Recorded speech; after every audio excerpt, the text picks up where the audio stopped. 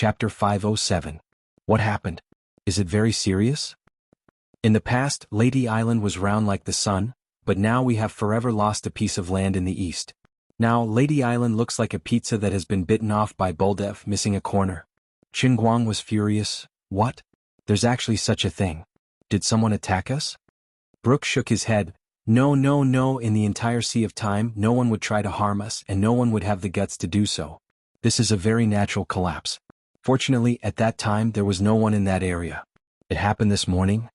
The more Brook said, the lower his head drooped. Qin Guang's face turned red. Oh my God, how could I do this? Was there such a big movement?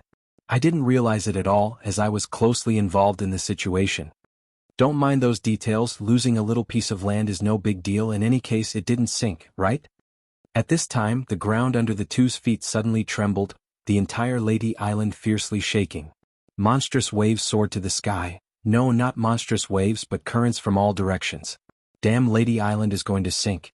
In a sense, as a speck of dust floating on the surface of a water cup, as a 10-kilometer diameter floating island, after losing a piece of land, the balance was broken, and after several hours of brewing, a major event finally happened.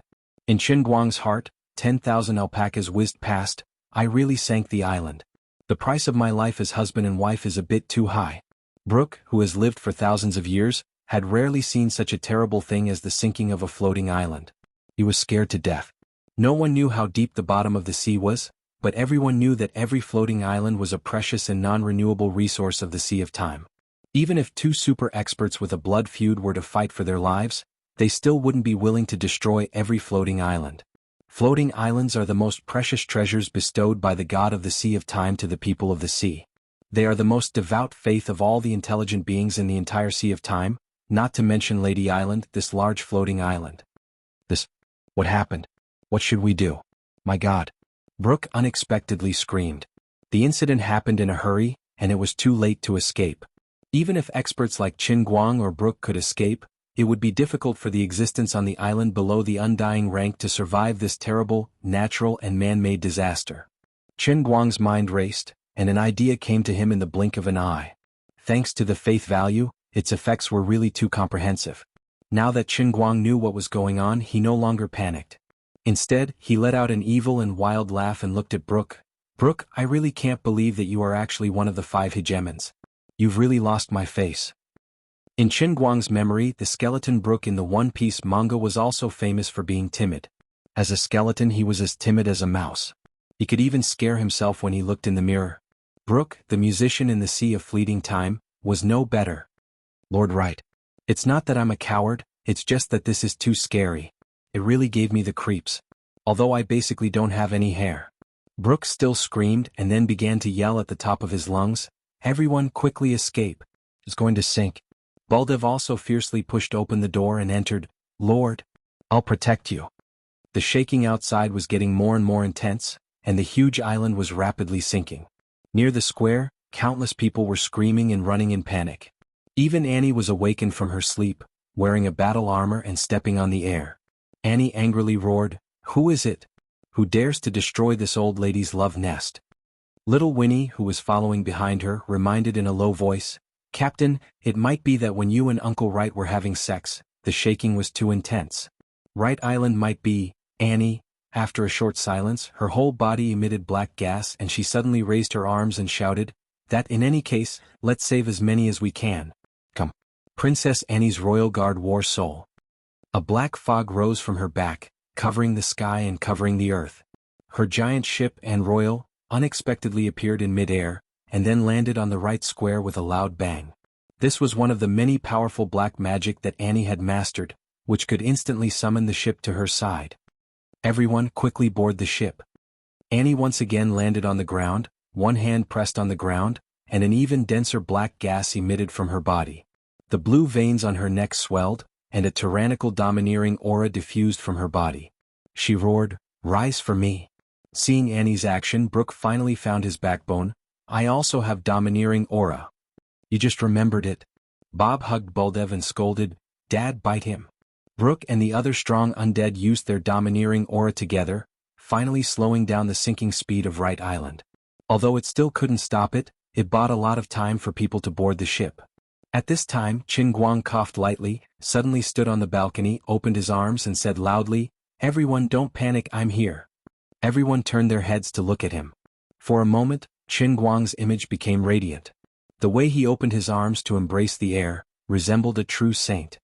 O sky, I am willing to offer my soul, my life, my everything. Grant me the power of the prophet, the ruler of all things in the world, the spirit that controls wind and thunder, the Holy Spirit of the sea. Heed the call of my great prophet, right Qin? Cross the distant space and time, gather on my territory, protect my people. Come. The power of fate. Cover this right island, turn it into the ark of life. Stirring up all the air in his chest, Qin Guang let out the loudest cry of his life. In this almost doomsday-like scene, everyone's attention was attracted by his seemingly mindless crazy action. One after another, the people who gathered raised their heads.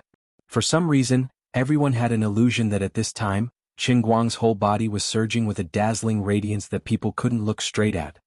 Great teleportation technique. Qin Guang continued to assume the pose of a charlatan, roaring, but his mouth was silently saying, "Pick a place, move for me quickly."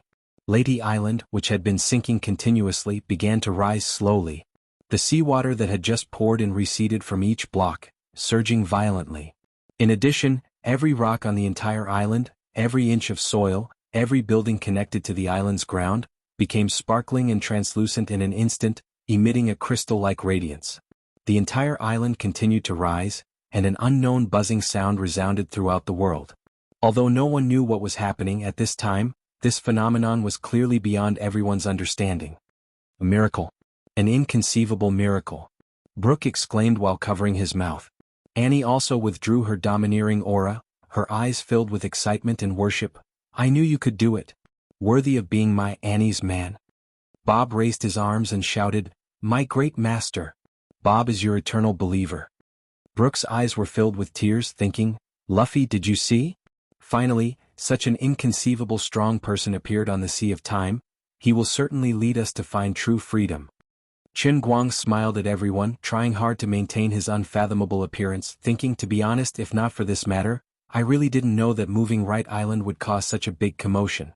Now it's good, letting everyone experience it in advance so that next time they can be mentally prepared. It's a blessing in disguise. Just don't know where it will be moved to? The radiance on the island gradually became more and more intense, including Qin Guang. Everyone couldn't see anything clearly, only a stretch of white. Even the people next to them couldn't see clearly. Finally, when everything became quiet, all the radiance suddenly disappeared. All around it was pitch black, one couldn't even see one's fingers in front of one's hand. The rumbling sound didn't seem to stop, still sweeping towards the island like a tsunami. *CK. I mean, randomly pick a place, but you can't directly choose the bottom of the sea. Regarding this situation, Qin Guang immediately understood. This is King embarrassing. I thought you were floating in the sky, but in the end, you are even more unreasonable. Teleportation is fine, but you directly teleported to the bottom of the sea for me? Hey 110, come and save me, there's a cup here showing off, the situation is already out of control. Little Yaoling couldn't save him. In the darkness, the turbulent sea swept over like a huge swallowing beast. In the face of the majesty of nature, even Brooke and Annie, who stood at the top of the world, were filled with a feeling of powerlessness to resist. It's over. This time it's completely over. Brooke finally cried bitterly, shouting, "Luffy, I'm sorry. I'm going to bring the secret to the bottom of the sea. Dying under such a disaster, it must be the god of the transient sea punishing me. I, Skeleton Brooke, am not willing." Annie threw herself at Qin Guang, her mind in a state of panic. She, who has always lived in the sea, knows the power of the sea. No one knows how deep the transient sea is. Rumor has it that the bottom of the sea is deeper than the length of the sea. She also doesn't know how many meters below the sea, that terrible water pressure can instantly crush the greatest powerhouse into pieces. She clenched the pendant on her chest, praying in her heart, "Father, grandfather, all my great ancestors passed down the power to me. I must bring my most beloved man back to the surface of the sea." The pendant suddenly released a dazzling radiance. This is the holy radiance, this is Annie's final trump card. Without a trace of hesitation, she is willing to use the magic contained in this pendant to protect Qin Guang. Under the illumination of the last ray of light in the darkness, everyone finally saw Qin Guang's expression. He still maintained a calm smile. "Everyone don't panic, I still have a second move. Great Holy Shield."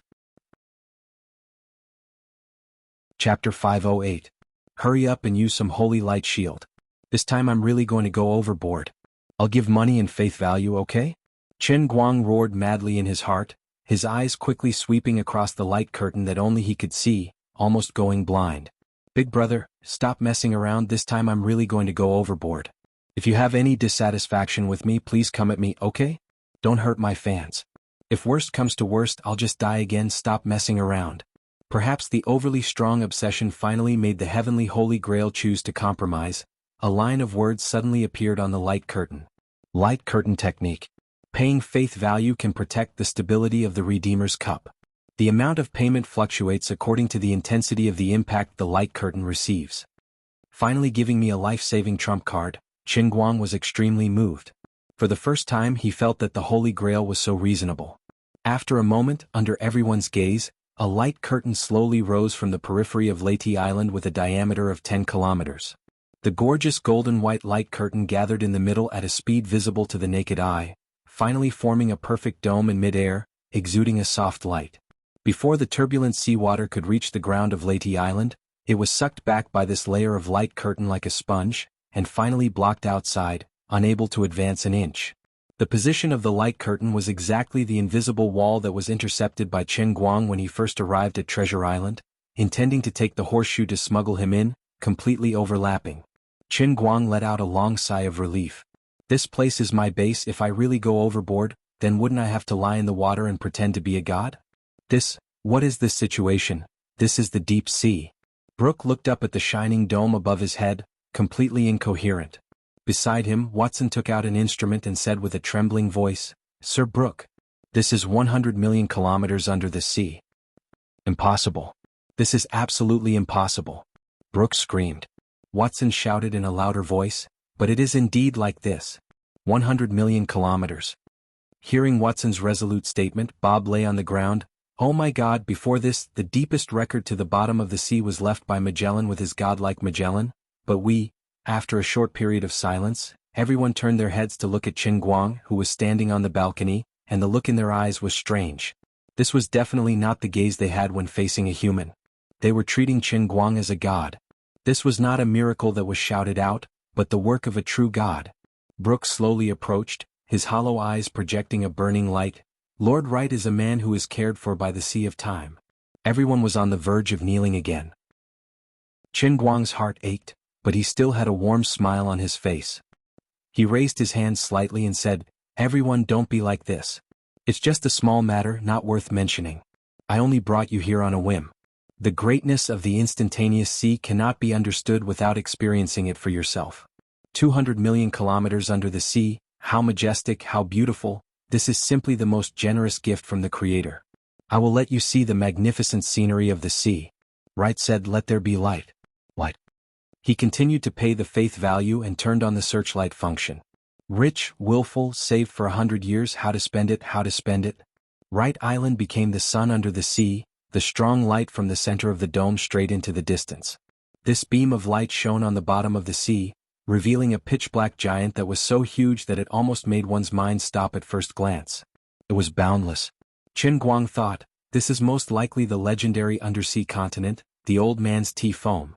The group of people looked into the distance with a heart full of curiosity, and sure enough, they were captivated by the extremely spectacular scene.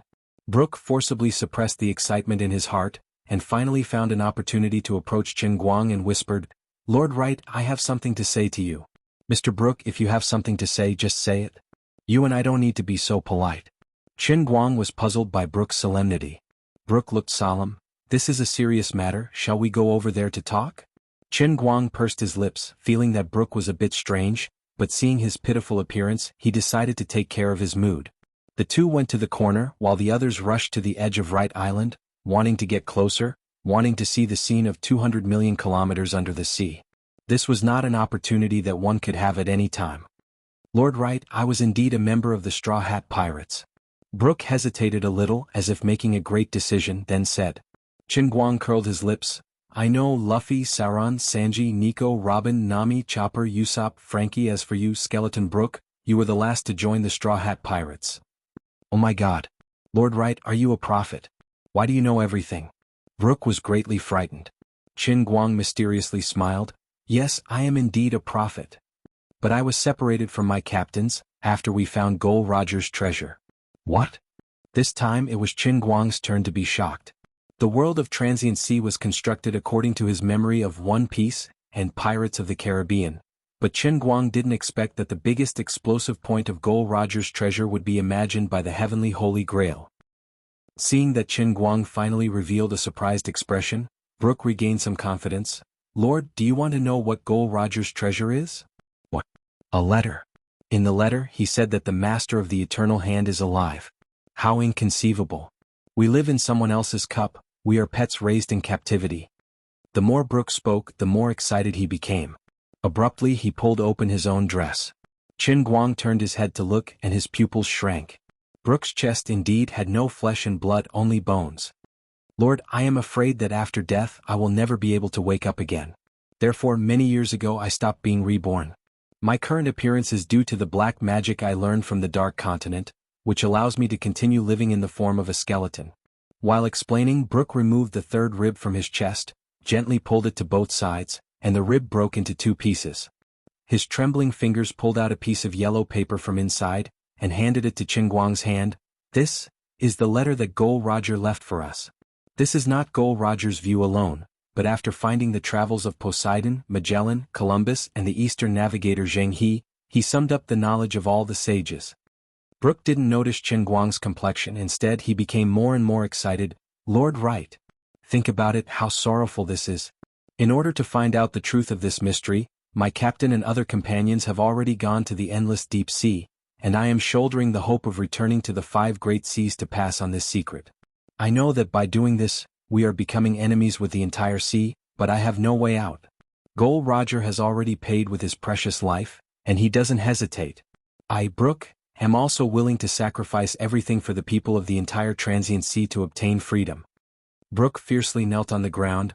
Lord, I was already in despair, but your appearance, let me see new hope. You have opened the era of the strong. Please lead us to break out of this terrible cage, and rebel against the master of the Eternal Hand. We must truly live. Qin Guang blankly looked at Brooke from this skeleton guy's eye sockets, projecting a fanatical light like that of a party member. His whole person is like a Spartan. Although I don't want to admit it, the master of the Eternal Hand that you must rebel against is the fucking old man himself. You are making things very difficult for me. Brooke, don't be too excited. Until now, how many people know and believe this matter? Qin Guang strived to calm himself down, calmly asking, simultaneously bending over to help Brooke up. Until now, only me and my assistant Watson know. I have tried to talk to Teach and Dutchman David and Dread Sickle, but they all thought I was joking. I didn't dare to tell them that I received Gol Roger's letter, and could only talk to them. This is my own speculation. I already have no next resurrection, they are all our last hope. I can't let the curse of the Transient Sea spread from me to them. Because you are the son of God favored by the sea, I dare to talk to you. Brooke's tone became more and more devout. Qin Guang very much wants to tell him that the old man isn't the son of God, the old man is your God. Regarding your experience, I am very sympathetic, but I am also helpless. Although I can use faith to stir up the wind and rain in the Transient Sea, I can't make this plane advance a step from the lower plane of the transcendent Holy Grail. But if this matter were to spread out, it would be too sad. At this time, Qin Guang's mind recalled a movie he watched a long time ago, The Wonderful Night at the Museum. In that movie, the toys were endowed with life, turning into one living person or animal after another. But no matter how real they look in the movie, they are in the end toys living on the screen. They are infinitely far away from the real world. When the movie ends, their lives are declared to have come to an end. At this time, the people in the Transient Sea relative to Qin Guang and the real world he lives in, are a bit like the characters in The Wonderful Night at the Museum, real yet illusory. Now, in this illusory world, someone suddenly tells him, I have discovered this world's secret. I beg you to lead us to rebel against this cruel fate, to overthrow the ruler of the Eternal Hand. A strong sense of incongruity and powerlessness makes Qin Guang at a loss. He is a little moved by Brooke's faith and spirit.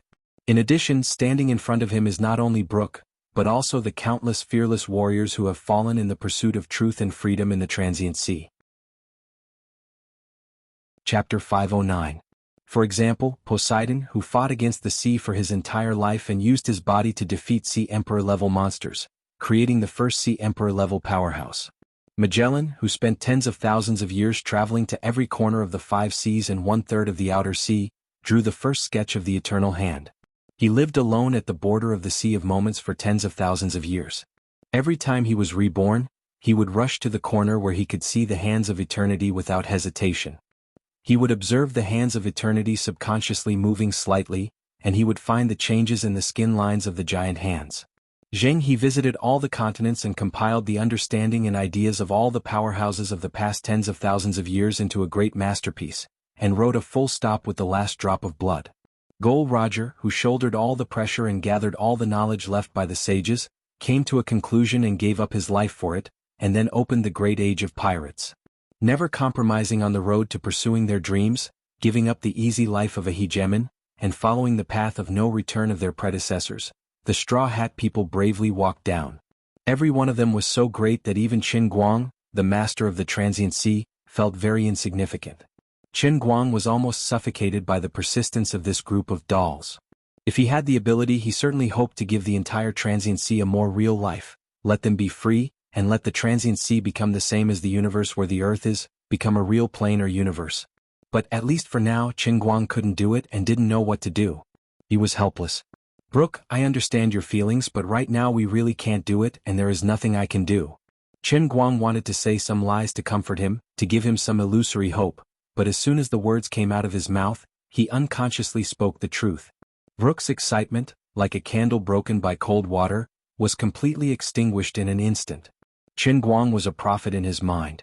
If a prophet said so, then perhaps there really was no hope.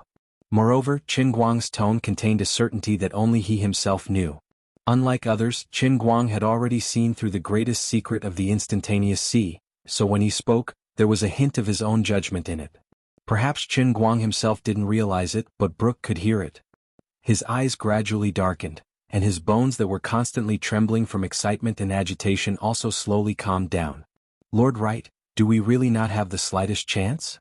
Because of his absolute trust and worship, Brooke simply didn't ask where Qin Guang's judgment came from, only using a tone of seeking confirmation, wanting to hear this despairing answer again. Qin Guang nodded. Yes, no chance at all. Even if you have already created such a great art, with your help, the pirates of the Shuzhou Ocean are becoming stronger every day, and we even have 5 hegemons and even a powerful prophet like you, is it still impossible? Yes, impossible. Brooke, don't ask me this question again, this matter is beyond your imagination. Qin Guang somewhat impatiently waved his hand. The more Brooke asked him, the more helpless Qin Guang was. Sorry, I didn't mean to make you unhappy. Brooke turned his face away, remaining silent. Qin Guang thought for a moment, then said, Brooke, what I said is that there is no chance now, but it doesn't mean that it will be impossible in the future. I don't want to easily make any promises, there are a lot of things that I can't say to you too clearly. But what you want to do, what you want to obtain, is equally recognized by me. In the future, sooner or later, there will be a day when I will bring freedom to the people of the instantaneous sea.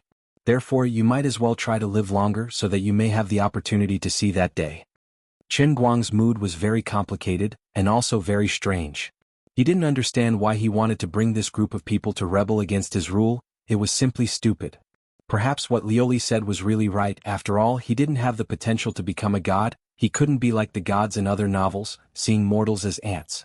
Being moved by his own toy and then wanting to help the toy get rid of his control, this was really King sad. On the other side, hearing his words that weren't a promise but were better than a promise, in the blink of an eye, Brooke's eyes lit up again. While the two were chatting, Buldev ran over with Bob in his arms. Bob shouted, Sir, can you think of a way to let us go out a little bit? Qin Guang was puzzled. What's wrong? Bob beamed with joy and said, We found a floating rock at the edge of Lady Island, it's dazzling, too beautiful. It's simply a perfect creation of nature. Sir, if we can cast a statue of you from the 200 million li of rock at the bottom of the sea, how exciting it would be. Your first statue has been lost because of an accident, now it's time to rebuild a great statue for you. Bob's life was a flattering and unscrupulous life. All his skill points were added to flattery. At first, because he firmly believed that Qin Guang would wake up, in order to flatter him, he changed from an intelligence merchant to a scientist, developing phonograph shells. After developing phonograph shells in order to better flatter, he changed from a scientist to a businessman, founding the Right Culture Communication Company.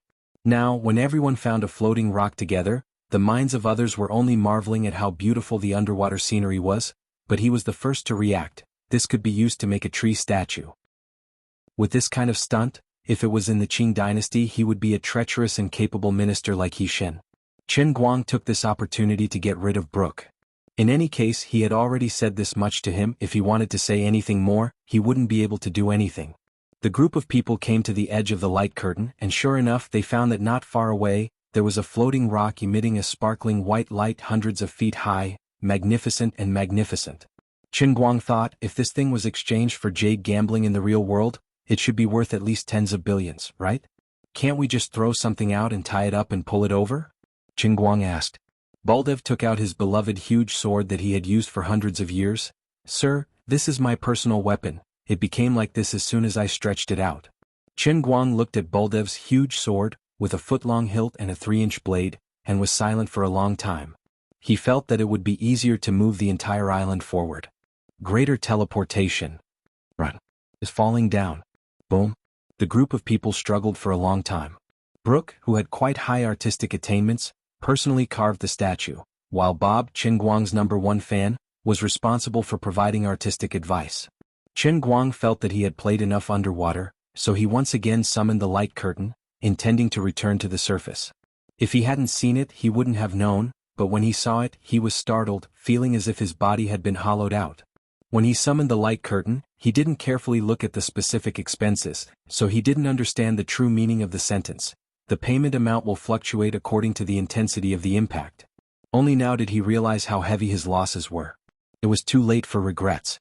Using the light curtain to resist the terrible water pressure at a depth of 200 million miles would consume trillions of faith points every second. Every second. Trillions. It hadn't even been half an hour, but his wealth was almost depleted. In the blink of an eye, his 100-year foundation would be destroyed in an instant. I'm going to be a fucking pauper. This is definitely a trap. It was a trap from the very beginning. Chapter 5:10. Chen Guang clenched his teeth thinking, it must be the heavenly holy grail purposely made me move to Lady Island, purposely tricked me into this water, purposely created such a high cost, just to make me return to before liberation in a second. Don't spout nonsense, it was not the heavenly holy grail. At this moment, Azure's voice rang in his mind. Oh, who is so shameless, despicable, perverted, vulgar and inhumane? I am going against his 18 generations of ancestors. Azure was silent for a very long time. It was me. Oh my God. Just now I was controlled by a soul from beyond the heavens. Stop pretending. When you come out I will give you a big surprise. I will let you properly raise your temperament in the instantaneous sea. You will sleep for 100 years, if you want to become the true master of the heavenly holy grail just lying down like this. Isn't that too easy? Big sister, I was wrong. Please give me one more chance. Please accept my sincere repentance. Hee hee.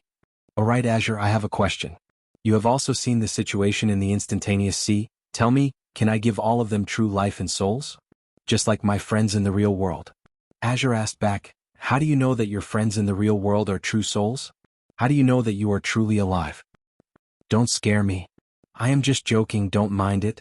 Let me tell you, the people in the momentary sea are different from you or your friend Leng Qin who accidentally entered here. Using your Eastern Chinese legends, they are 3 spiritual souls and 7 physical souls. They are missing 1 and 2 physical souls. Their souls are incomplete. So their so-called strength has no foundation. Like bubbles under the sun, they will never be able to break through the shackles of the instantaneous sea, unless... Unless what? Unless you, the owner of the transcending heaven holy grail, are willing to pay a certain price to raise the level of the realm of the transient sea to the same level as the real universe you are currently in.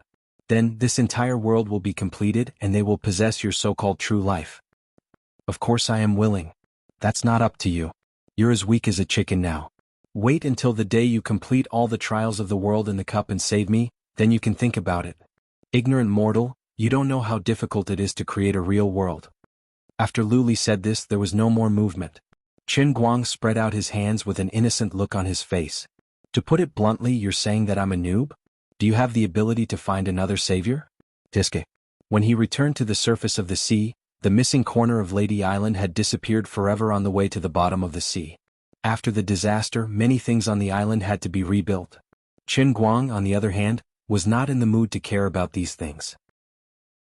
After hesitating for a long time, He finally decided to let Bob announce the second business of Right Culture Communication Company. The Divination Holy Temple had officially opened for business. That's right, his current status was different from the past. Of course, he couldn't use the lowly name of a divination house anymore. Naming it the Holy Sanctum immediately made it seem lofty. Since he had already boasted that he was a prophet, other than the greater teleportation spell and the great sacred shield spell that he had bragged about previously, it was only right to add the so-called great divination spell. Lord Wright, I have a good suggestion. Why don't we wait for the real holy temple to be built before we hang this plaque? The strange rocks from the deep sea that were knocked off the new statue can be used to build the holy temple. The effects will be very good. This place is too awkward now. Bob pointed at the divination holy temple that occupied an area of less than 3 square meters.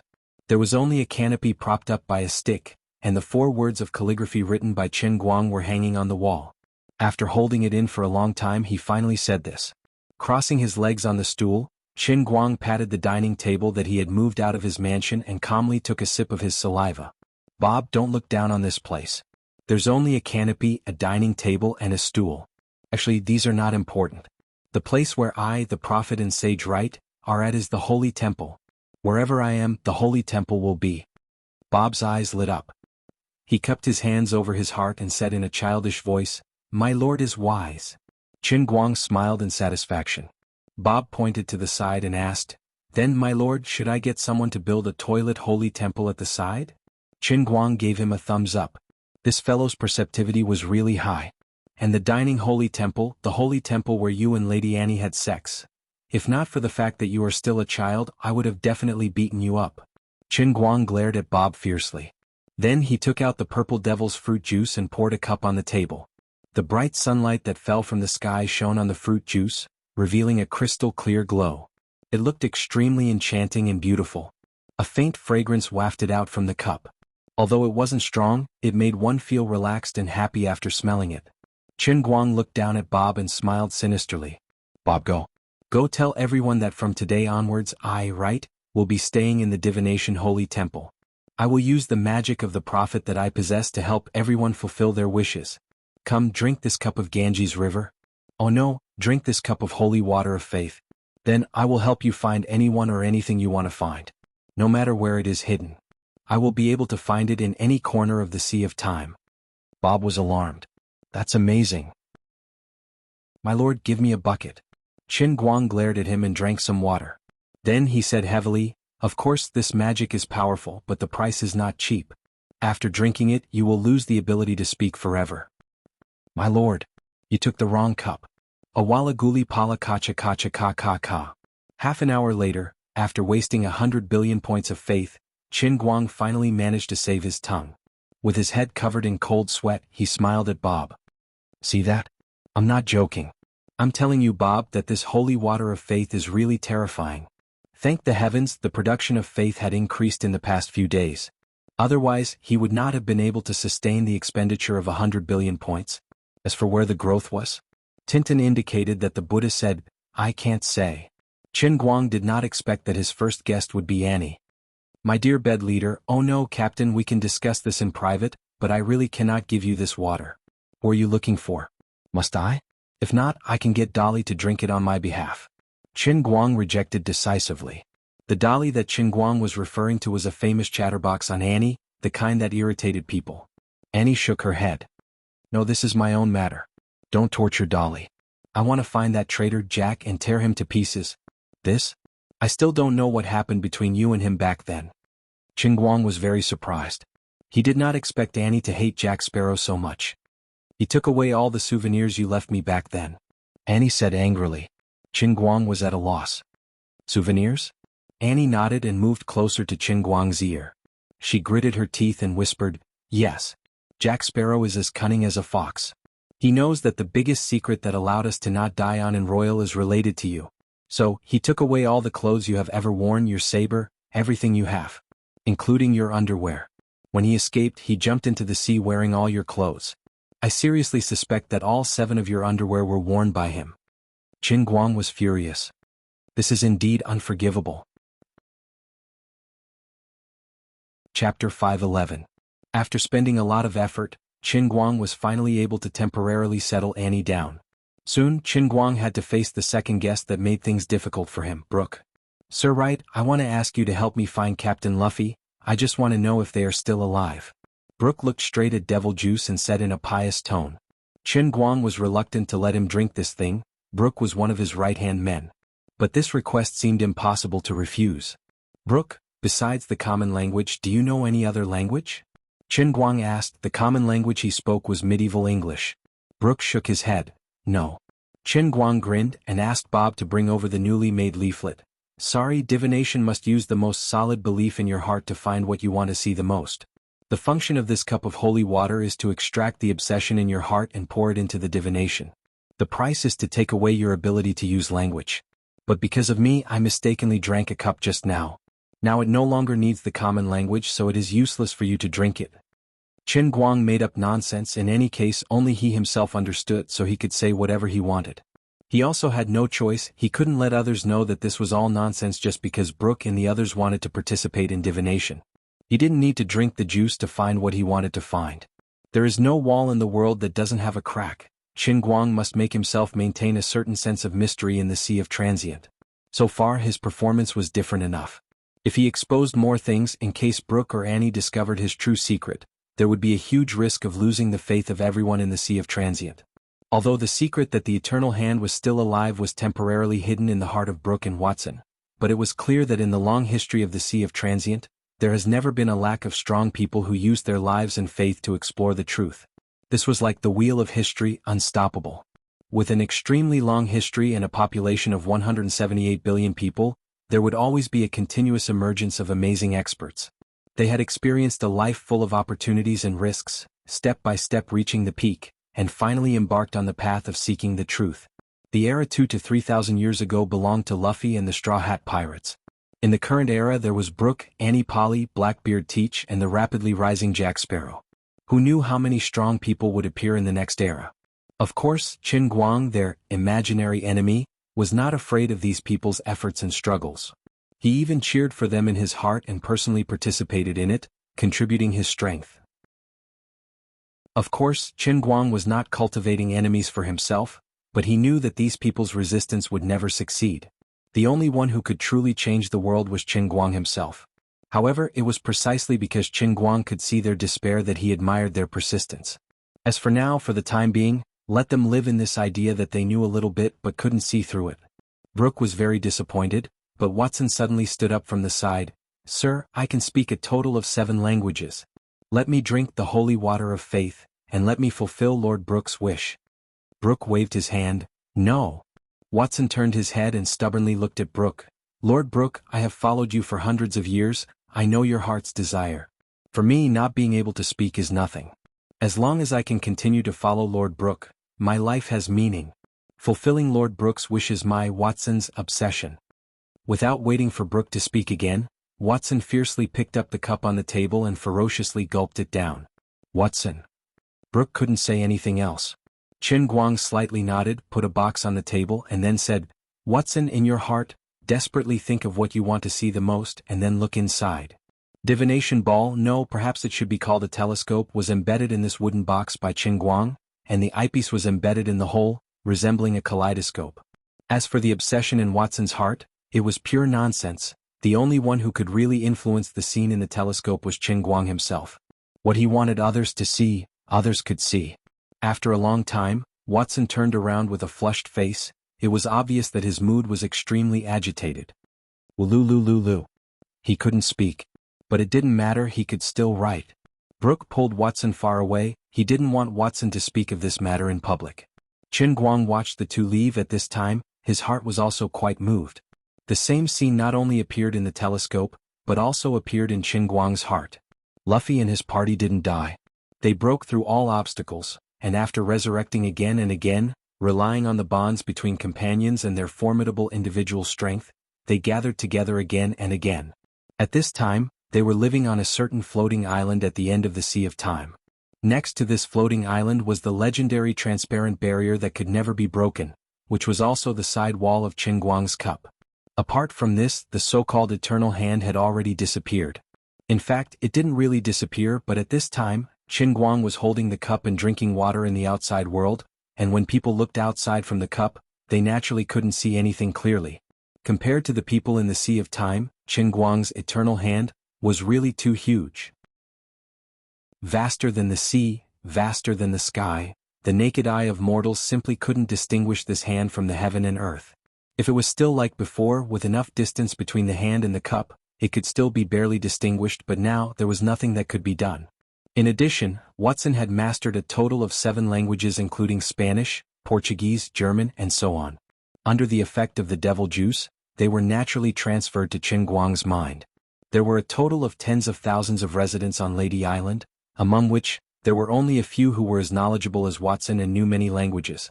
In addition, not everyone had the belief that they must find someone.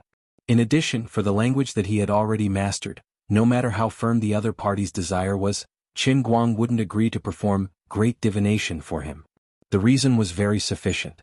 Although your belief is very devout, perhaps fate has not come yet. You can't get the response of the great divination, it will no longer accept your language. I deeply sympathize with your experience, but I can't help you even if I want to. This isn't God's punishment but God's guidance. God is telling you that you should forget about the burden of the past and face the future with a more optimistic attitude. After a busy day, at least thousands of people came to try because of their obsession. The situation was better than expected. Qin Guang performed great divination on about 400 people, and very easily completed the learning of 676 languages. Of course, the biggest reason for this was that there were many people on Lady Island who were experts selected from all over the Sea of Time to cultivate. They came from the 5 big seas and the more remote outer seas, so it was reasonable that they had a wide variety of languages. However, Qin Guang wasn't too excited. The smooth start was completely within his expectations. The truly difficult part was still the various super small languages that followed. At night, when he returned to the mansion, Annie was already sitting on the table in her armor, waiting for him. "My dear, please help me find that shameful traitor, Jack Sparrow." Annie smiled, but she couldn't stop the black gas from spreading out from her body. It was very obvious that she was furious when she thought of old Jack. Helpless, Qin Guang poured out a glass of fruit juice and was about to drink it himself. Annie hurriedly stopped him. However, Qin Guang waved his hand and said, "It's fine, I'm a prophet.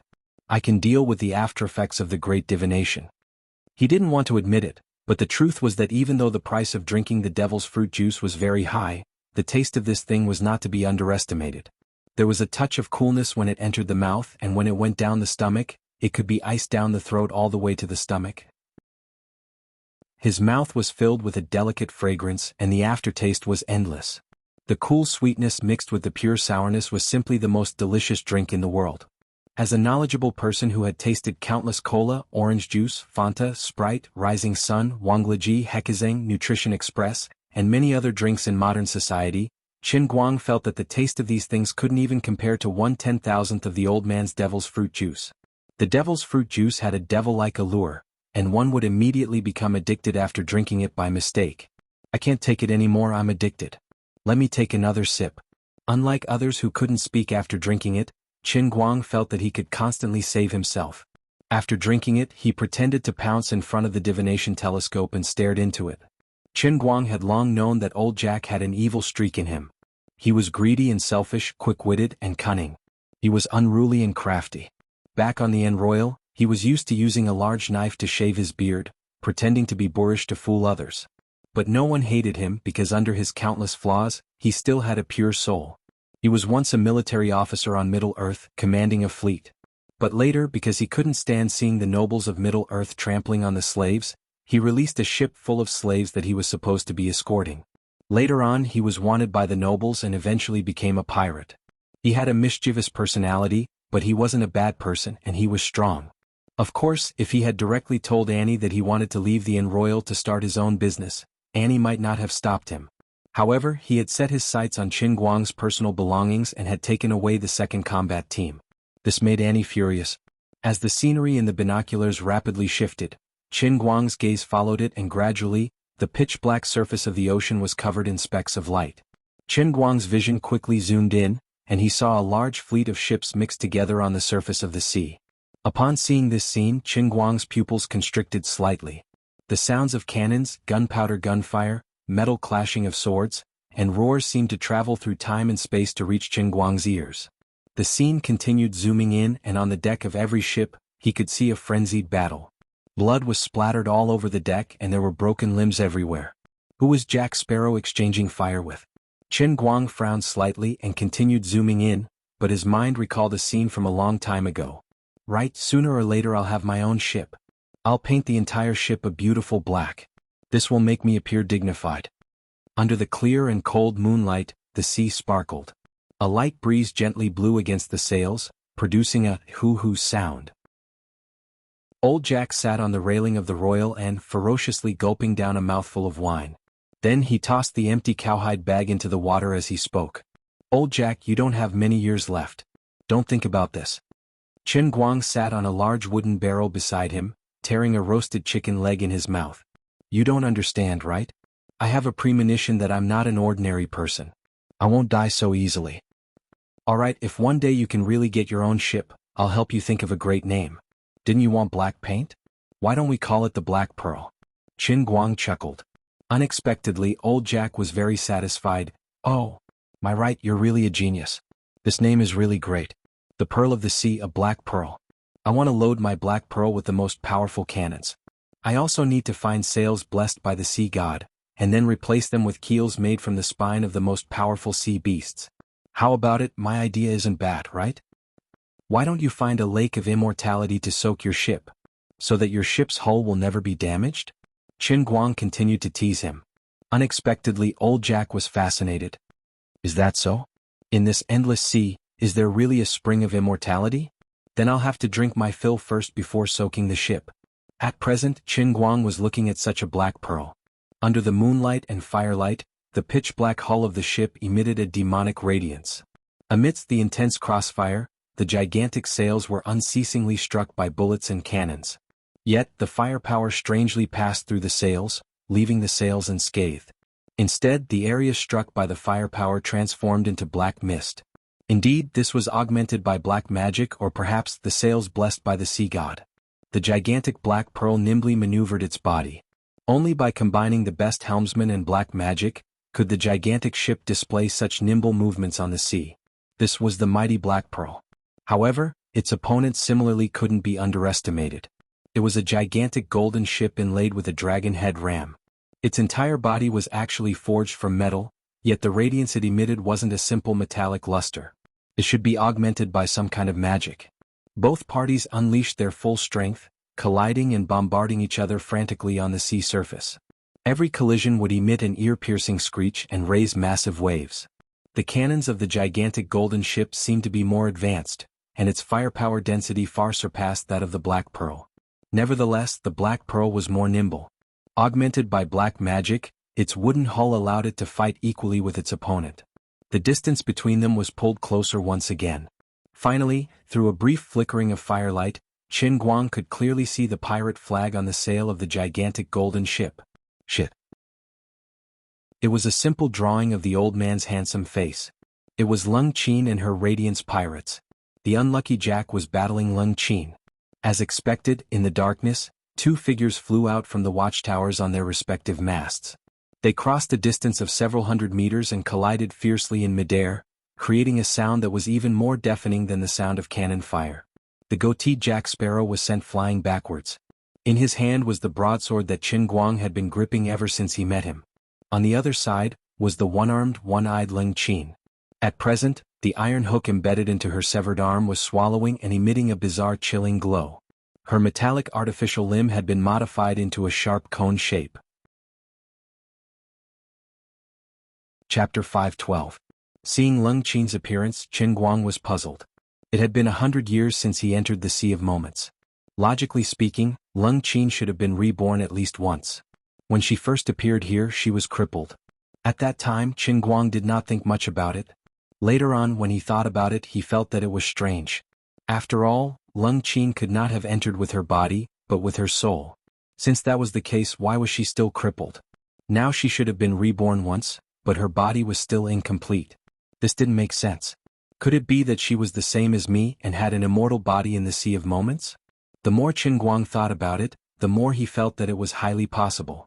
Using Laurie's words, the people in the Sea of Moments, under the special rules, had their souls incomplete. But Lung Qin was the same as him, having a complete soul compared to others. Thus, it was not hard to explain why Lung Qin did not age in the Sea of Moments. Forget it, let's not care about this for now and quickly go catch her. Annie, I found Jack. Qin Guang turned and said to Annie. Annie stood up. Where? I'll set off now. Darling, wait for me for a few years, I'll catch that old bastard. Qin Guang smiled. It's not that troublesome. Give me a minute. The war between the Radiance Pirates and the Black Pearl Pirates was still ongoing. Both sides suffered losses, but overall Lung Qin held the advantage. Whether it was the strength of the pirates under her banner or individual strength, Lung Qin and her Radiance Pirates were slightly stronger than Jack Sparrow. Madame Cord. Why is this? I've never seen you before nor provoked you. Why did you suddenly declare war on me? Has your arrogance reached such a level? Even if I lose today, I will make a comeback. You will pay the price for your arrogance. Old Jack stood on the mast of his Black Pearl, roaring fiercely. He had a perplexed look on his face. In the Sea of Moments, although it was common for big fish to eat small fish, but I'm not a small fish. I'm one of the 28 ocean emperors like you. You're bullying me too much. Lung Qin looked at him from afar, her expression cold. Jack Sparrow, do you think I don't know that you snuck up to my ship in the evening? Although I don't know what you're coveting, your provocation is enough to make me wary. I am used to striking first. Old Jack wanted to cry, but no tears came out. Although the two of them were both ranked as one of the 28 ocean emperors, the transient sea was simply too vast. The chances of them meeting each other by chance were extremely small. Previously, the two factions had never interacted with each other. In the afternoon, the two fleets finally met on the surface of the sea and brushed past each other. At that time, he only glanced at the sail of the Radiant Pirate group from afar. He did not look too closely, but afterward he felt that the pirate flag on the sail was very familiar.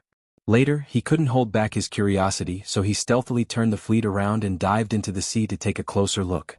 He didn't expect to be discovered. Miss Cord, please believe me. I mean no harm. Old Jack knew that no one would believe his explanation. Even he himself felt that it was absurd. Back then, he had seen Leet turn into nothingness in midair with his own eyes. How could he see that kid's portrait on the flag of another rising pirate force? There's no point in saying more. Jack Sparrow, go and be reborn with a heart full of regret. More than 100 years of fighting on the sea had made Lung Qin, who was born in modern society and had experienced the influence of the new era. However, her life was full of misfortune. In the end, she died in despair but was strangely resurrected in the transient sea. She had become unprecedentedly powerful. In the past 100 years, she had used this decisive style to rapidly increase her personal strength, leading her Radiant Pirate group to rise like a comet.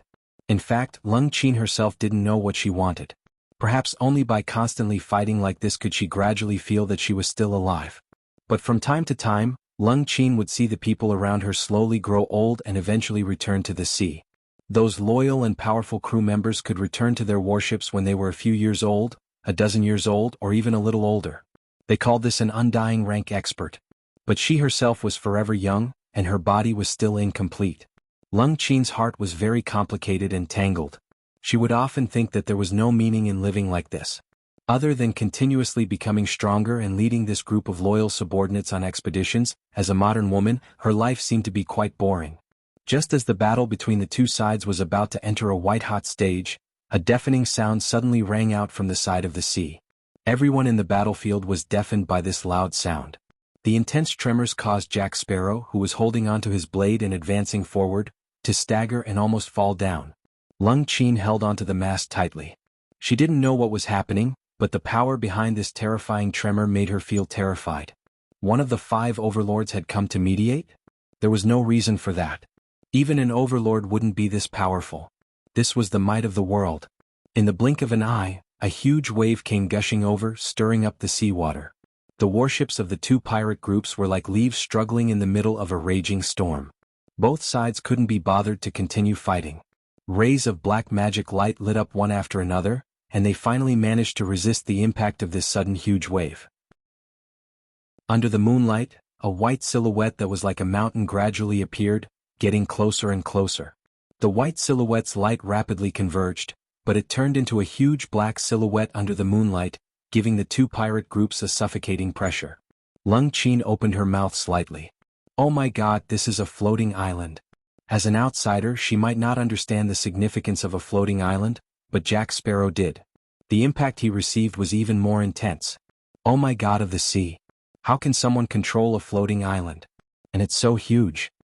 Even though the floating islands in the Sea of Moments were only floating on the surface of the water, because of the mysterious sea god's might, every floating island was exceptionally stable and extremely difficult to move. Moving a huge island with a diameter of 10 kilometers had long surpassed the limits of the strongest overlord in the Sea of Moments. It also exceeded Jack Sparrow's common sense. Finally, the black silhouette gradually approached, and a few small boats rushed out from the floating island. Jack Sparrow's face was ashen. What kind of terrifying force was the other party? Could it be that an existence above the overlord had appeared in the sea? Old Jack am done for. Bastard Jack. You're dead.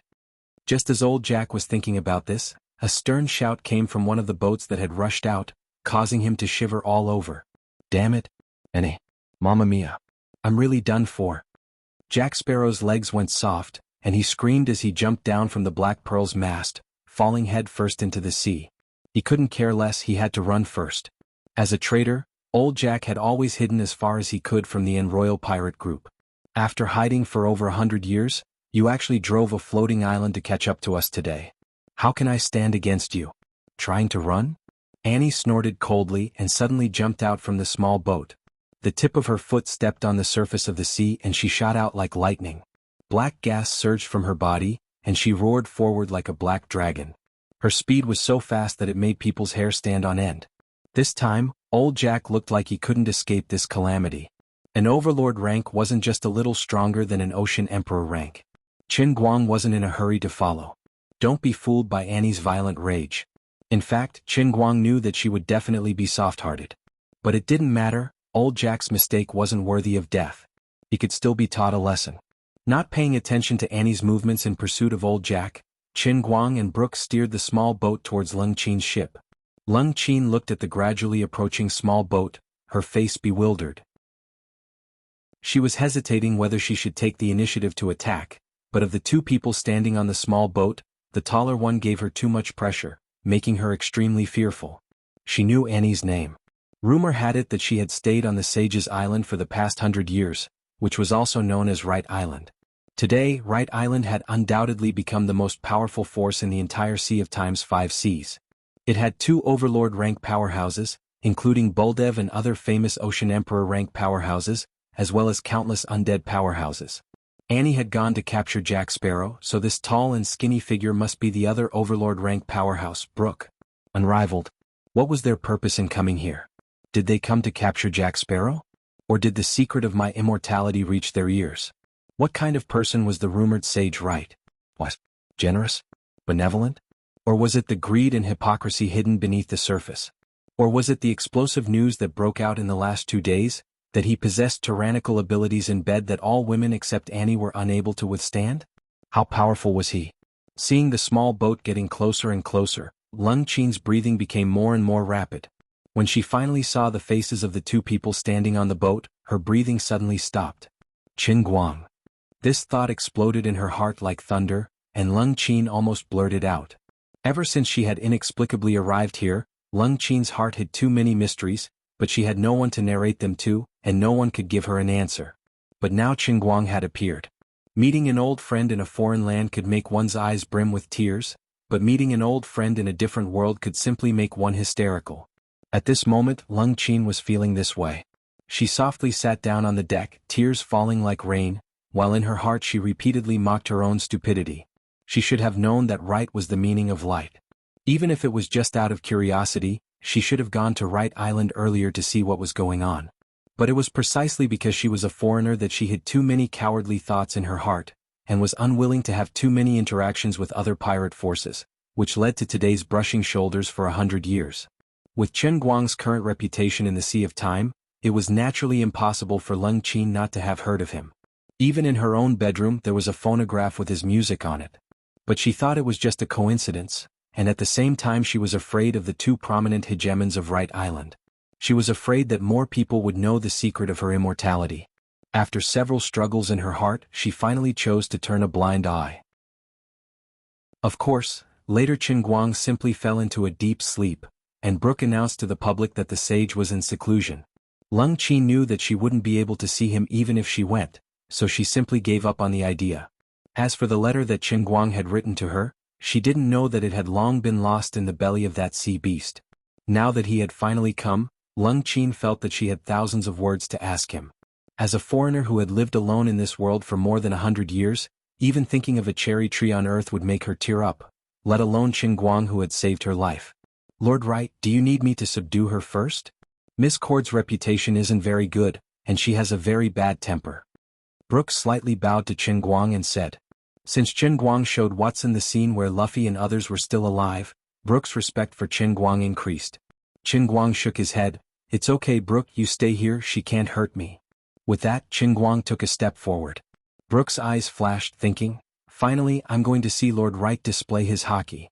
Although everyone knew that Lord Wright, who was able to fight with Captain Annie for several hours, was very strong, but no one had ever seen him use hockey to walk on the waves. What? Qin Guang dived into the water and swam forward like a fish. His speed was astonishing. Brooke covered his face. A sage, a dignified prophet, actually jumped into the water and swam over. If you had said so earlier, I would have carried you up.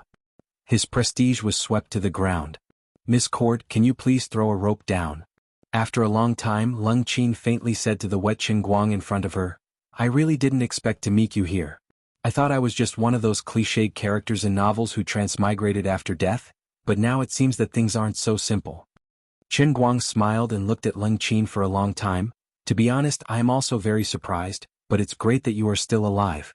This shows that good people have good karma. In the end, Qin Guang didn't tell Lung Qin the truth about the instantaneous sea, and Lung Qin also refused Qin Guang's invitation to join Wright Island. Unlike Qin Guang who could leave at any time, Lung Qin couldn't leave this world, so she must hide the secret of not aging deeper. In this world, although she was powerful, she was more lonely than anyone else. In fact, she even lied to her own crew. Although her body didn't age, she would constantly think of ways to make herself look older as time passed. Moreover, she suddenly disappeared from her fleet 20 to 30 years ago, leaving behind a suicide note. After a dozen years, she dressed up very young and returned to the ship, creating the illusion that she had died once. In the Radiant Pirate crew, she could maintain her prestige and no one would suspect her, but if she joined Wright Island, she would be exposed sooner or later. As for Lung Qin's future, Qin Guang also didn't know how to arrange it. She was an anomaly in the instantaneous sea with a soul similar to his and not aging, but she didn't have the identity and status of a true master of the whole world like him. The two didn't even talk for long. When Qin Guang told Lung Qin that he would leave the instantaneous sea sooner or later and return to reality, Lung Qin planned to quickly leave. In the real world, she had already become a box of ashes, and the current Qin Guang had no way to bring her out. No matter what, live on bravely and strongly. Standing in front of you is a man with unlimited possibilities. In the future, sooner or later, I will be able to let your husband and your child appear in front of you again. Before the two of them said their goodbyes, Qin Guang left behind the most important promise he had made so far. Lung Qin, who was standing at the stern of the ship, turned around and smiled. Thank you. With these words of yours, I can live for another 100 million years. Chapter 513. Oh, old Jack, your current appearance reminds me of a roasted pig. Watching Jack Sparrow being beaten into a ball of lightning by Annie, Qin Guang felt sympathy for him. Jack Sparrow sat cross-legged on the deck of the Black Pearl with a bruised and swollen face, smiling helplessly. Both sides didn't have any formal confrontation, and the Black Pearl pirates quickly surrendered under Annie's might. On one hand, Annie's Overlord-class strength made them powerless to resist. On the other hand, the majority of the Black Pearl pirates' backbone came from the second battle squad that defected with him. Seeing the old captain, Annie's legs turned to jelly, not to mention brandishing their swords. Annie was huffing and puffing with her hands on her hips, looking as though she didn't like Jack Sparrow. Little Winnie and Barta tried to calm Annie down. Right, I really didn't expect to see you again. Jack Sparrow's words were a little unclear. It was obvious that his teeth were almost all knocked out. Qin Guang spread his hands. I didn't expect it either. You look much younger than before. Jack Sparrow grinned. But you're as young as before. My dear Wright, if you continue to reminisce with him, I won't be able to bear to send him back to life. Annie came over and interrupted their conversation. Annie, you don't intend to give him a chance to defend himself? Qin Guang asked. Annie rolled her eyes. Go to his captain's room and you'll understand. With a puzzled mood, Qin Guang went to old Jack's captain's room for a stroll. When he walked out again, the others looked at him and covered their mouths as they laughed. On the other hand, Qin Guang was speechless. Damn it, old Jack actually framed all of his stuff and placed it in his captain's cabin like a museum. This guy actually attached a description below every item. Wright's first pair of underwear, made with a mysterious cotton weaving technique. It has an astonishing level of comfort. It simply doesn't seem like it should be made in this world. Wright's third pair of underwear, bought from the Pass Island market, once left a mark on Wright's life, you know. Qin Guang threw a rope onto the mast and coiled it up. I think we should hang this idiot Jack now. He really didn't know what to say to this unscrupulous guy.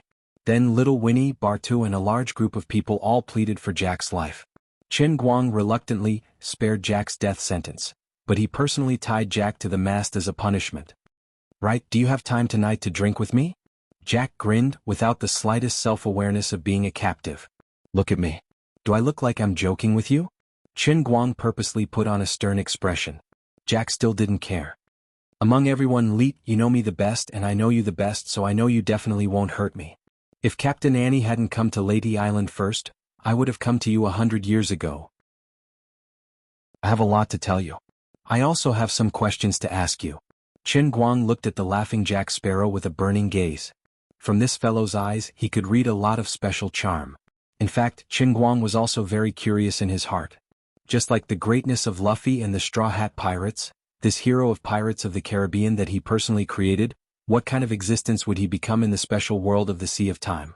At this time, Jack Sparrow looked exactly the same as the protagonist of the movie in Qin Guang's memory. His face was as sharp as a knife, his slightly tanned skin, his beautiful handlebar mustache, his unkempt hair wrapped under a red headscarf, and even the X-shaped scar on his right cheek was exactly the same as in the movie. He looked exactly the same as Johnny Depp in the real world. The last time he saw him, he was old. At that time, Qin Guang only vaguely felt that this guy was a bit similar to Jack Sparrow in the movie. Now that he saw the middle-aged Jack who was about 40 years old, Qin Guang's thoughts were completely confirmed. If he was the owner of the Momentary Sea World, then Jack Sparrow would be half the main character of the Momentary Sea World. The other half was naturally the Straw Hat Pirates. Today, the Straw Hat Pirates lived in seclusion at the border of the Sea of Time, and Jack Sparrow was a rising star in the 5 seas. This guy should be the man who was truly favored by the Sea of Time. Of course, Qin Guang himself was the man who ruled the Sea of Time. So, right, let's talk at night? Okay. Then why don't you leave here? Why is Mr. Brooks still on the ship? Don't you need to go back to the island to eat? It's incredible, how did you move the island here? If there's a chance in the future, I will learn this trick from you. Oh no, my dear Wright, why are you looking at me like that? Do you suspect that I will run away? I, Jack Sparrow, am a responsible man. Believe me, even if you ask me to jump into the water now, I will only help you catch fish. Qin Guang only replied with 2 words. In the end, Annie did not tear Jack into pieces as she said. She was just angry that all of Qin Guang's souvenirs were taken away. After beating this guy half to death, the anger in her heart was appeased. When Jack left without saying goodbye, although it was heartbreaking, he did not become an enemy of the En Royal. On the contrary, from time to time he used his own channels to quietly send information to Winnie Jr. and Bartu, helping Annie through many difficulties. It was just that the 2 sides could not put down their pride, so they did not reach a reconciliation. Just like now, Annie had actually forgiven him, but on the surface she still looked like she did not want to see him. In fact, she had already returned to the island, letting Jack Sparrow do whatever he wanted. Her meaning was very clear: if you still want to leave, then you really can leave at any time. Regarding Annie's decision, Qin Guang was non-committal. This guy Jack was destined to be the protagonist. His legend had just begun. It was impossible for him to die in Annie's hands. Even if he was chopped into minced meat, it would not prevent his soul from resurrecting somewhere else. Apart from that, Qin Guang sensed an extremely tyrannical life force from this guy, even more tyrannical than the overlord-class experts like Annie and Brooke. Furthermore, his ship was also very special. The Black Pearl had clearly suffered considerable damage from the exchange of gunfire with Lung Qin. Yet after less than half an hour, the pitch-black hull of the ship had soundlessly regenerated to its original state. He really found the fountain of youth. Time seemed to have returned to that night many years ago. Qin Guang sat under the mast, throwing a plump chicken leg up. Jack accurately caught it with his mouth, then vaguely said, You have to let go of my hand. How can I chew a chicken leg with only my mouth? Don't struggle, I know you too well. As long as there is a little chance, you will slip away and disappear without a trace. Because you have a secret. The one drinking became Qin Guang. Jack bit the entire chicken leg into his mouth, his tongue frantically stirring. After a short while, he actually used his toothless mouth to eat it cleanly, and spat out the bones on the deck. Don't you also have a secret? Qin Guang stood up, making sure that the distant Buldev couldn't hear his whisper, then softly said, "But you shouldn't covet my secret. Tell me, how did you think of taking away my clothes and sword?" "You finally admitted it." Jack laughed mischievously. "Right, I know we are both very special people. I always felt that I was special enough until I met you. If you really want to ask me why, I can't tell you. Intuition, I can only tell you, intuition from the first time I saw you, I knew you were special. You know, I fled from Middle-earth to the Jade Sea, so I understood that there are undying experts in this world. I am very clear about how powerful an undying expert is, and how difficult it is to comprehend hockey. However, during the half a year when you were with us on the Enroyal, I clearly felt that my body, my soul, everything about me were changing bit by bit. Under the circumstances where we didn't comprehend hockey, we actually obtained an undying soul. This is simply illogical. This isn't just one or two people, but everyone on the Enroyal. Then you suddenly left, catching all of us off guard. Now you're back and you've opened the era of the strong. Do you know I was originally stuck below the Sea Emperor rank for a whole 10 years, but just by hearing your name again, I inexplicably became a Sea Emperor rank expert. Right, what kind of magic do you have?" Under the moonlight, Jack Sparrow, who was suspended in midair, looked at Qin Guang with a scrutinizing gaze. Qin Guang was slightly surprised. He raised his head to look at this guy, thinking to himself, as expected of the main character's life, this cunning and sharp guy. While the others were completely unaware, he was able to detect the changes. "Since you want to understand me better, you should stay by Annie's side and not defect, Jack." After a brief silence, Qin Guang grinned. Jack shook his head. "No, if I continue to stay on the Enroyal, I may have become as strong as Annie, but I can't have eternal life. You can't be eternal now, even though you obtained the Fountain of Youth." "I knew I couldn't hide this from you." Jack sighed. "Yes, the Fountain of Youth is a lie. I'm still aging day by day, just a little slower. But I still have to die and be reborn like everyone else. Sooner or later I'll lose everything like everyone else. Isn't this the fate of everyone in the Sea of Moments? Why do you think you can escape this fate?" "Because I am Jack, because I have a reason to live." Jack Sparrow's emotions suddenly became agitated. "I miss my lover Rose. She was only an ordinary person and she was cruelly killed. But I know she's still alive, waiting for me somewhere. As long as I keep searching, I'll find her sooner or later." Qin Guang was shocked, but he forcefully suppressed his emotions. "But ordinary people don't have an immortal soul." Jack shook his head. "No, everyone in the Sea of Moments is immortal." Perhaps many years later, people would know that Jack Sparrow's words were on par with the Eternal Hands Master's life.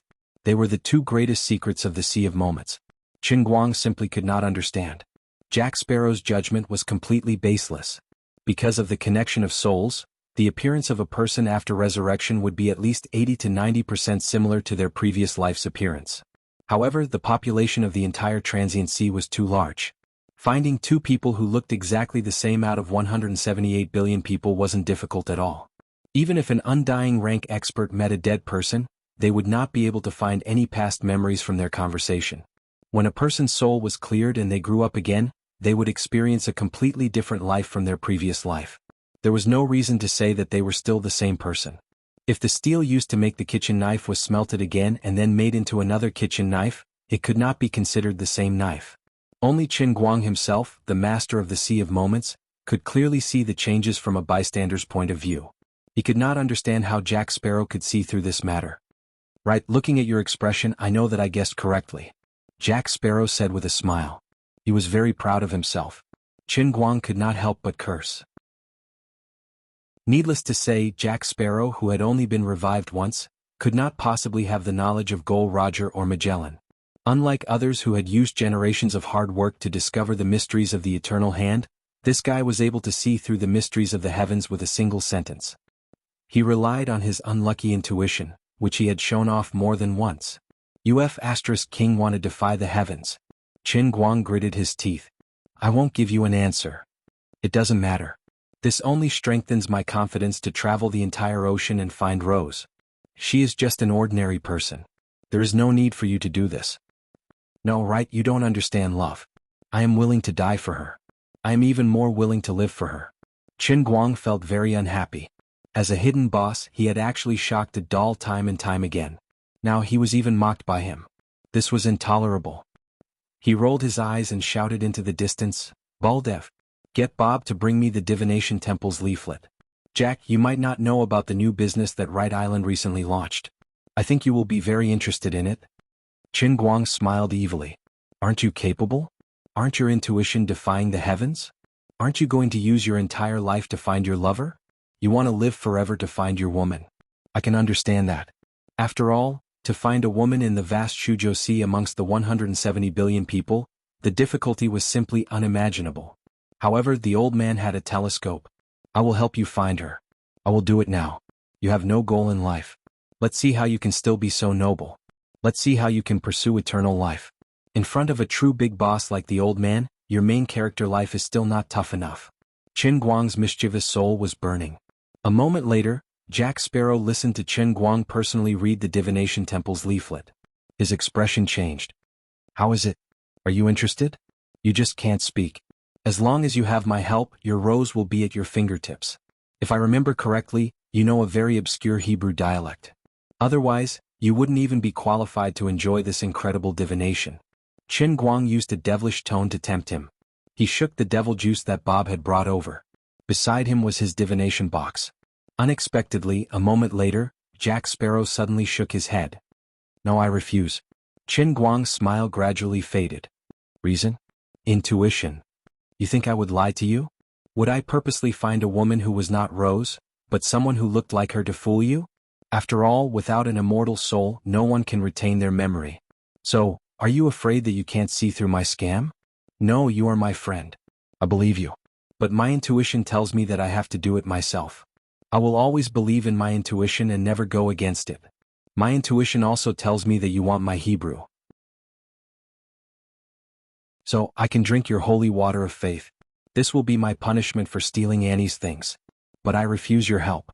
The atmosphere instantly became particularly solemn.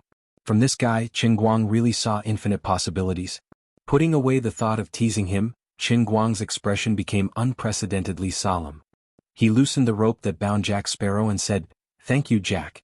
You taught me a lesson. I allow you to leave, but I suggest you talk to Brooke before you go. Although I can tell you with certainty that no matter how hard you work, you will not get the freedom you want, I hope you will never give up." "So, will we have a chance to meet again?" Jack Sparrow realized something. Qin Guang thought for a moment. "We will definitely meet again." Chapter 514. Damn it. That bastard. He stole my cotton underwear. The one I changed out of last night. That damn pervert. The next morning, Jack Sparrow left without saying goodbye once again. This time, Annie had experience and hid the loot from the captain's room under the bed, making sure that nothing would go wrong.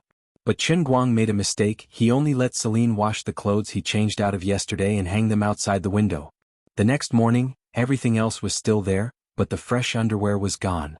Annie laughed. "It's fine, you're still here anyway, it's just a pair of underwear, don't be sad." Qin Guang waved his hand. "No, Annie, you're a pure girl, you don't understand. Everyone has their own life, maybe exciting, maybe plain, maybe short, maybe long. With a population of 178 billion, there are 178 billion stories. In this huge world, everyone has their own life." Although Qin Guang claimed to be the master of the instantaneous sea, but in reality he could not control everyone's life and death, he could not make someone disappear with just a thought, nor could he create a person out of thin air. Perhaps it was more appropriate to see him as the manager of the museum. He held the key in his hand, opening and closing the museum every day, but he could not decide the specific opening time, nor could he give the entire museum to someone or some organization, and even more could not decide which items to display today. He was only the manager, not the curator, and not the director of the Cultural Bureau. Of course, maybe one day in the future he could be promoted to become the real curator, and even become the director of the Cultural Bureau who could make laws, say what is art and what is art. But it was not now. The current Qin Guang had an illustrious status in the instantaneous sea. He was seen as a sage and even more so as a prophet, and the two overlords under him represented the highest military power in the entire instantaneous sea. However, he himself had no intention of truly getting involved with the royal authority or the so-called divine authority of this world. He only brought his people and the island. Under the guise of comprehending life and improving his cultivation, he traveled around the Sea of Moments. Together with his Leyte Island, he visited one continent after another, visited one hidden race after another. Even if the other party was hidden in the deepest part of the 10,000 mountains, or on a floating island in the stormy sea that no one could pass through, Qin Guang could control his Leyte Island, appear near them out of thin air, and then take out his piano music, offer his divination temple, spread the glory of the sage prophet Leyte and fulfill their wishes. In the long journey he once saw a giant beast in the sea that was tens of kilometers long, and even Brooke and Annie had to join hands to defeat it. He also once encountered a terrifying storm that raised 100,000 feet tall wave, to the extent that he had no choice but to use the Great Divine Shield to protect the integrity of Leyte Island. He even met a hidden expert outside of the five overlords, and sat down and discussed with the other party. In the end, he peeped into the secrets in the depths of his heart, and at the price of helping him find the secret books that he had lost 10,000 years ago, he tricked him into taking away the 13 super small languages that he had mastered. Qin Guang went to the frost continent in the north, and under the great snowy mountain that had been frozen for 10,000 years, he sat around the fire and chatted with the lights, who had been hunting for generations. The adult lights were less than 1 meter tall, but their muscles hid astonishing strength. Their skin and hair were snow white, and they had wide palms and feet, allowing them to run like the wind on the surface of the snow. They were stubborn and self-enclosed, and they never came into contact with the outside world.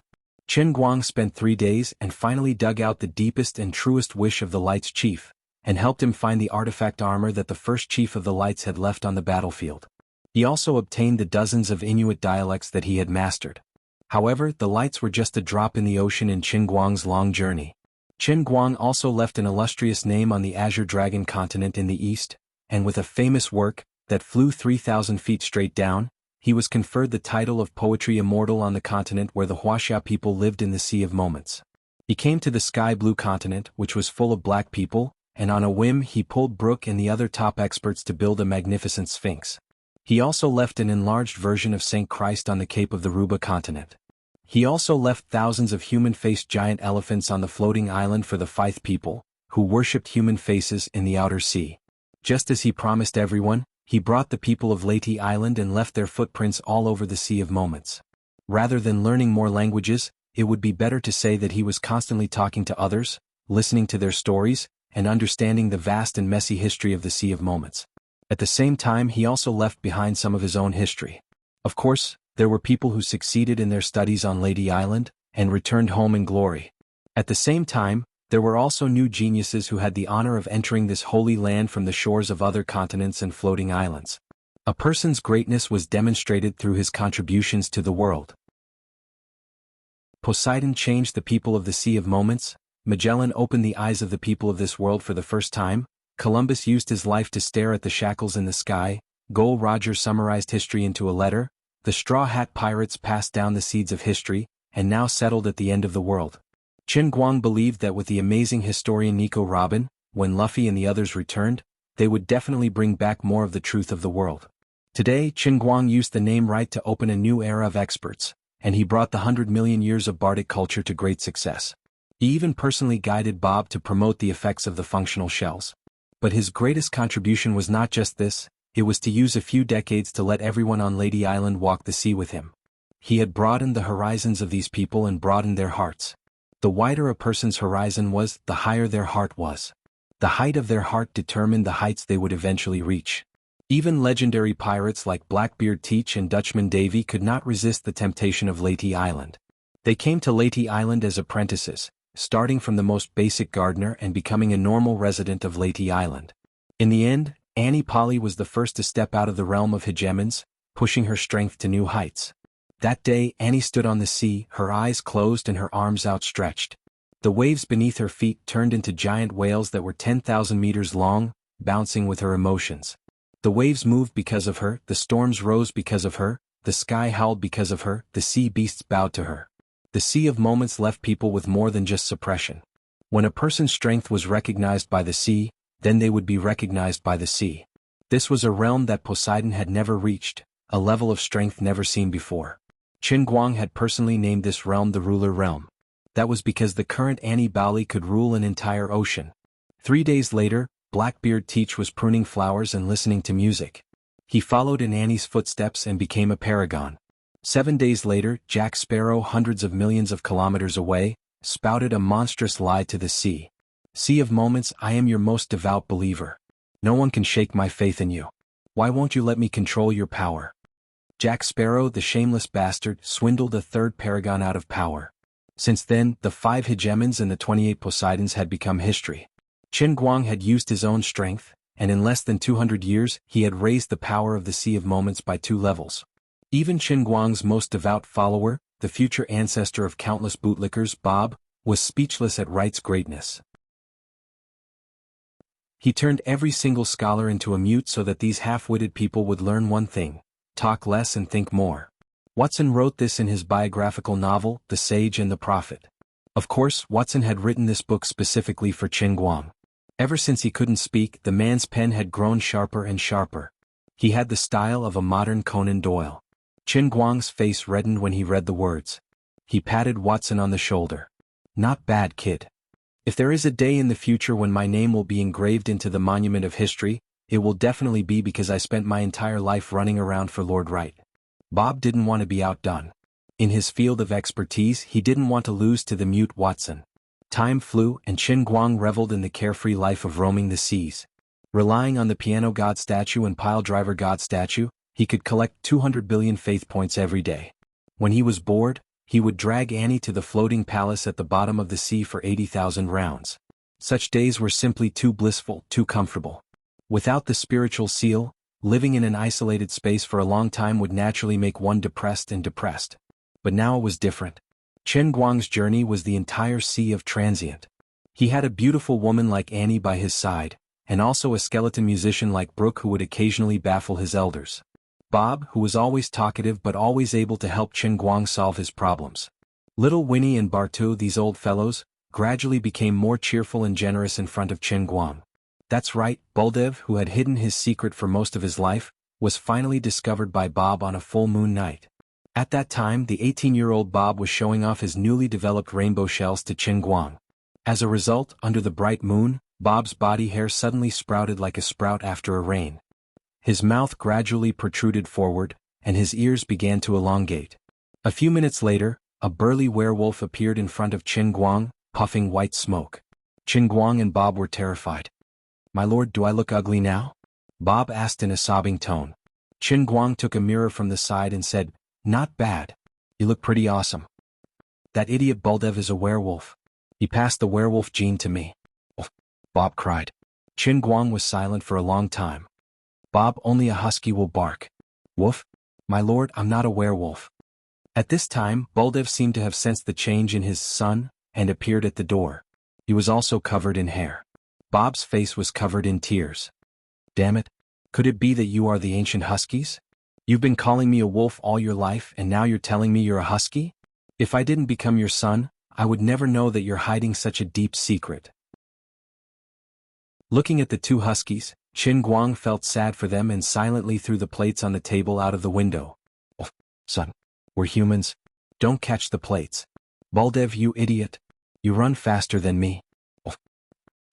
According to the husky tradition, if a son bites his father, he will be drowned in a pig cage. Did you just make up this unfortunate tradition? Watching the 2 huge huskies fighting on the grass outside the window, Qin Guang prayed for Bob in his heart. He hoped that he would not be reincarnated into Baldev's wife's belly in his next life. If it weren't for the 4,978 languages, Qin Guang would have thought his life was an eternity of bliss. Of course, life couldn't be all about happiness and contentment. The joys and sorrows had to be tasted together.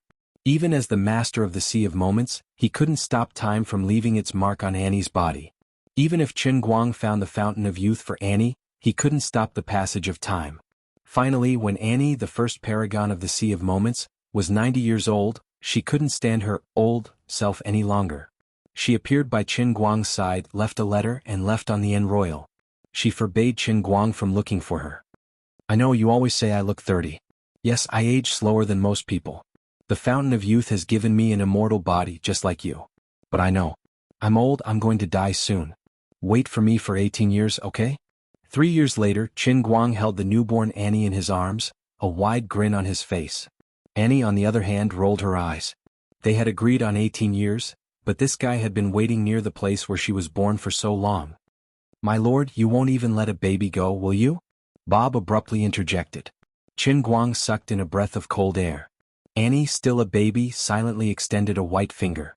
Black energy swirled around it, and in the blink of an eye, Bob was swept away by a gust of wind. Everyone was awed by Bob's courage and skill in courting death. But all good things must come to an end. Qin Guang knew he wouldn't be able to wait for Annie to grow up. In the past century, he traveled to tens of thousands of islands, several continents, and hundreds of thousands of people. He'd spoken 4,978 languages, but now he only had one left. Annie, I might have to go. For how long? I don't know. Will you come back? Definitely. It's a pity that I couldn't leave a child for you, Annie, who was still a child, said. It's okay. There's still a long way to go. Our lives are still very, very long.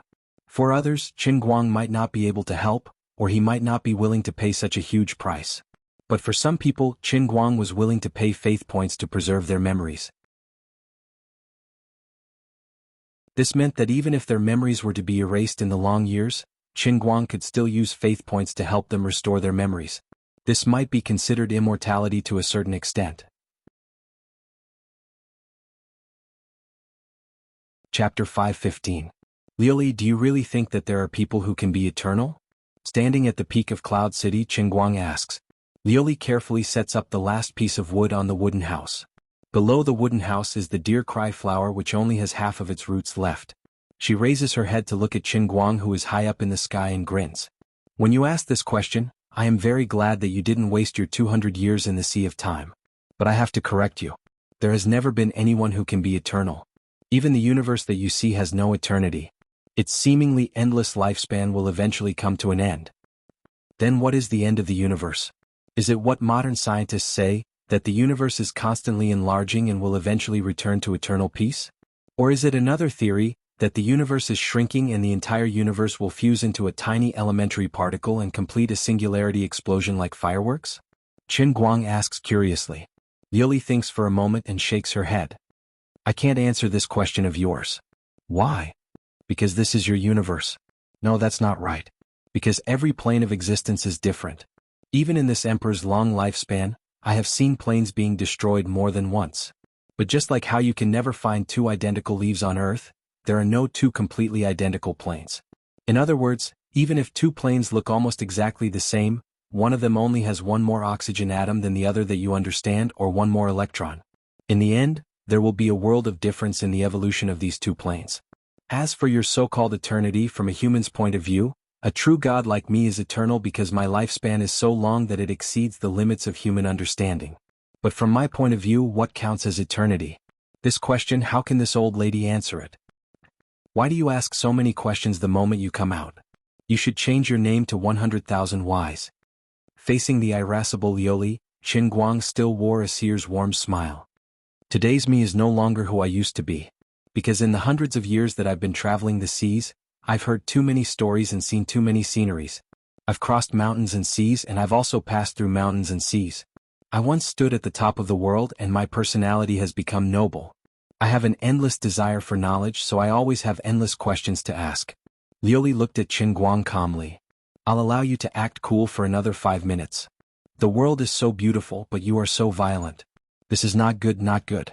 The great prophet Rai-Chin once said. Qin Guang's pretentious act finally ended with him being beaten up by Liuli. The familiar pain of fists hitting flesh made him quickly separate himself from the great prophet and sage who was revered by tens of thousands of people in the Sea of Moments. I'm asking you to train your mind not to become a fraud. What did you learn from me? Liuli's emotions were so out of control that she almost forgot that she was a god emperor. Damn, you can't blame me for this. You don't know how high my status in the Sea of Moments is. Even my fart has a scribe beside me. Sage calendar year 78, March 4th at noon, the great sage went through an internal excretion, and Sage Lord became even greater.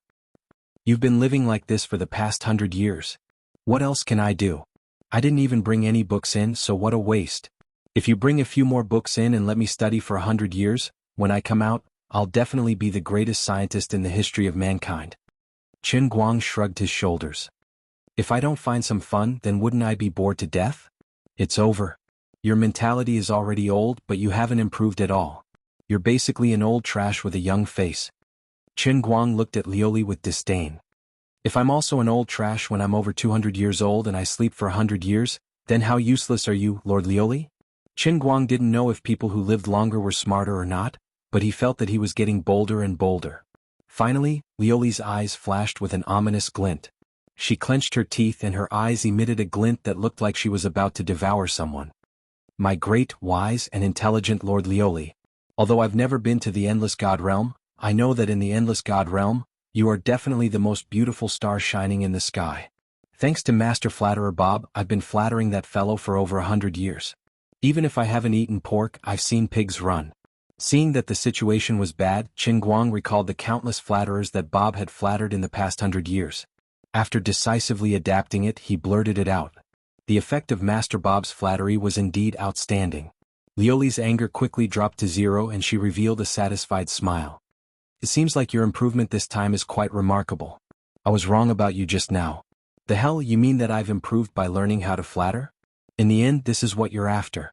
Thinking about it carefully, in his long life in the Sea of Time, it seems that most of his memories were of Bob's flattery. The only thing that can surpass Bob is probably the time when he and Annie fought the 8 desolate lands. Qin Guang was shocked and takes a step back.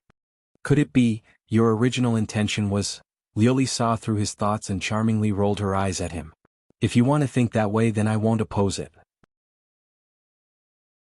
By the way, before you scram, you'd better find a place to sit down and use your 200-year-old brain to recall the things that happened in real life. That way, it'll be awkward if you don't know anyone when you go out. Oh right, I have over 200 billion faith points in the Sea of Time every day.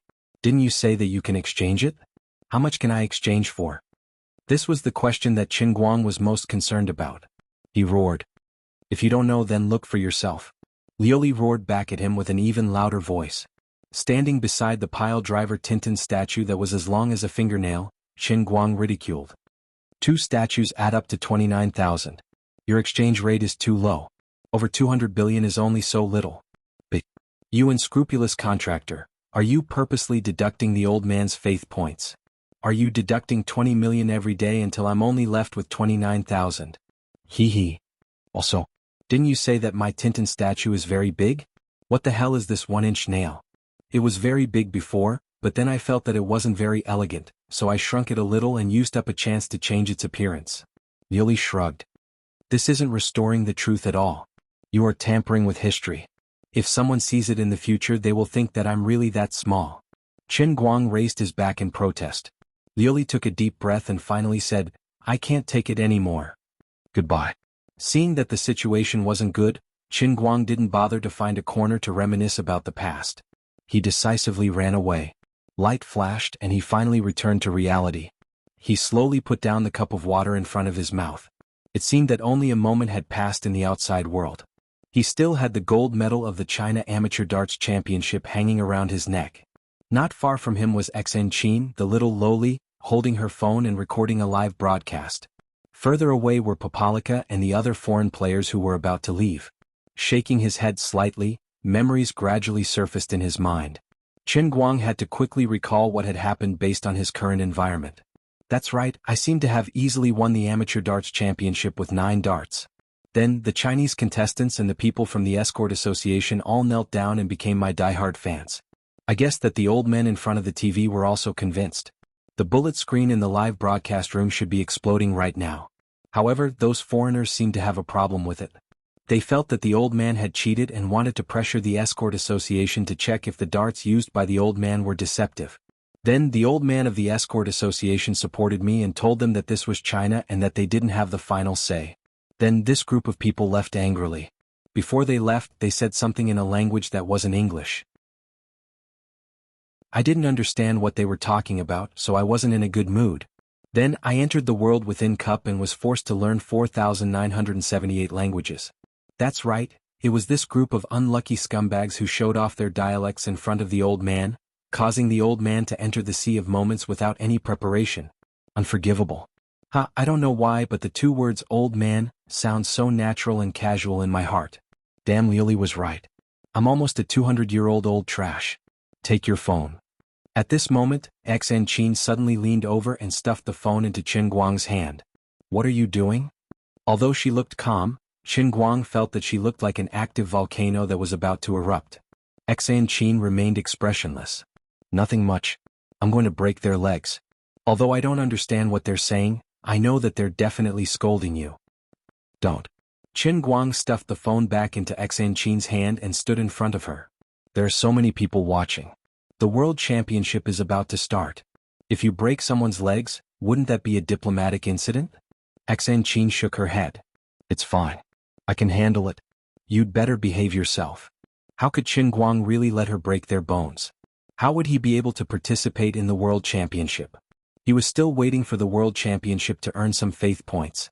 Reality proved that although there were many people in the Sea of Moments and it was easy to earn faith points, the exchange rate was so low that it made one's hair stand on end. Real life was the foundation. So you're just going to get scolded for nothing? XN Chin tilted her head and looked at him. Qin Guang shook his head. Don't be anxious. Watch me. Xiaohu, come over and take notes. After saying that, Qin Guang turned around and quickly chased after Helvide, Popalika and Wakin. Hey, you three, stop right there. Pulling along Little Hu, Qin Guang chased after the three of them and called out to the three of them. Popalika turned around impatiently. What do you want? Do you want to beat me up? The Spaniard, Wakin, could tell that something was wrong with the atmosphere. He furrowed his brows. Just as Elder Zhao had said, this was the territory of the Chinese. This young man seemed to have a bad temper and he was very popular in China. If there was a conflict between the two sides, the foreigners would be in trouble. Wakin shielded Popalika behind him, indicating that he shouldn't act rashly. Everyone, the competition is over. As a permanent member of the World Darts Federation, I'm sincerely happy that a talented young player like Mr. Chen has appeared in China. However, if there's a scandal of someone beating up an international player during the competition, I'm afraid the consequences will be severe. The Englishman, Bant Wilkins, who had been indifferent to the matter, could no longer sit still. He turned around and said so. As the most successful darts player in history and a permanent director of the World Darts Association, he had the right to say such a thing. Liang Fatsai quickly tried to calm Qin Guang down, afraid that things would get out of hand. What? Are you scared? Why weren't you scared when you were scolding us just now? Seeing that the situation wasn't in their favor, they immediately used their identity in the World Escort Association to pressure them. However, Qin Guang only smiled sinisterly. After such a long time, he finally recalled what those fellows said in their native language or Spanish, and they were all extremely unpleasant to the ears. Helvide argued, don't talk nonsense. We weren't scolding anyone. Popalika also lied through his teeth. We were obviously praising you just now, sir. Having been in a high position in the Sea of Moments for so long, Qin Guang had almost forgotten what it felt like to be scoundrel in front of others. Only a few seconds had passed in the outside world, but 200 years had passed in the Sea of Moments. But to him this once familiar feeling had become so strange, yet so familiar. He suddenly smiled. Although the Sea of Moments was good, living in it always felt like a dream. Because of the omnipotent faith points, it was too easy to obtain anything. Instead, it gave him a strong feeling that it was unreal. Comparing the two, life in the real world was still more interesting. Experiencing life in the Sea of Moments with a heaven-defying hack was like rootless duckweed. Because the starting point was too high, it was inevitable that he would look at everything from the perspective of a bystander. But fighting with people in the real world, even if it was just a verbal argument, it was still fun. The 5 flavors of life, sour, sweet, bitter, spicy and salty, could only be tasted in the real world. The bystanders didn't understand what his smile meant. The Englishman Wilkins was even more nervous.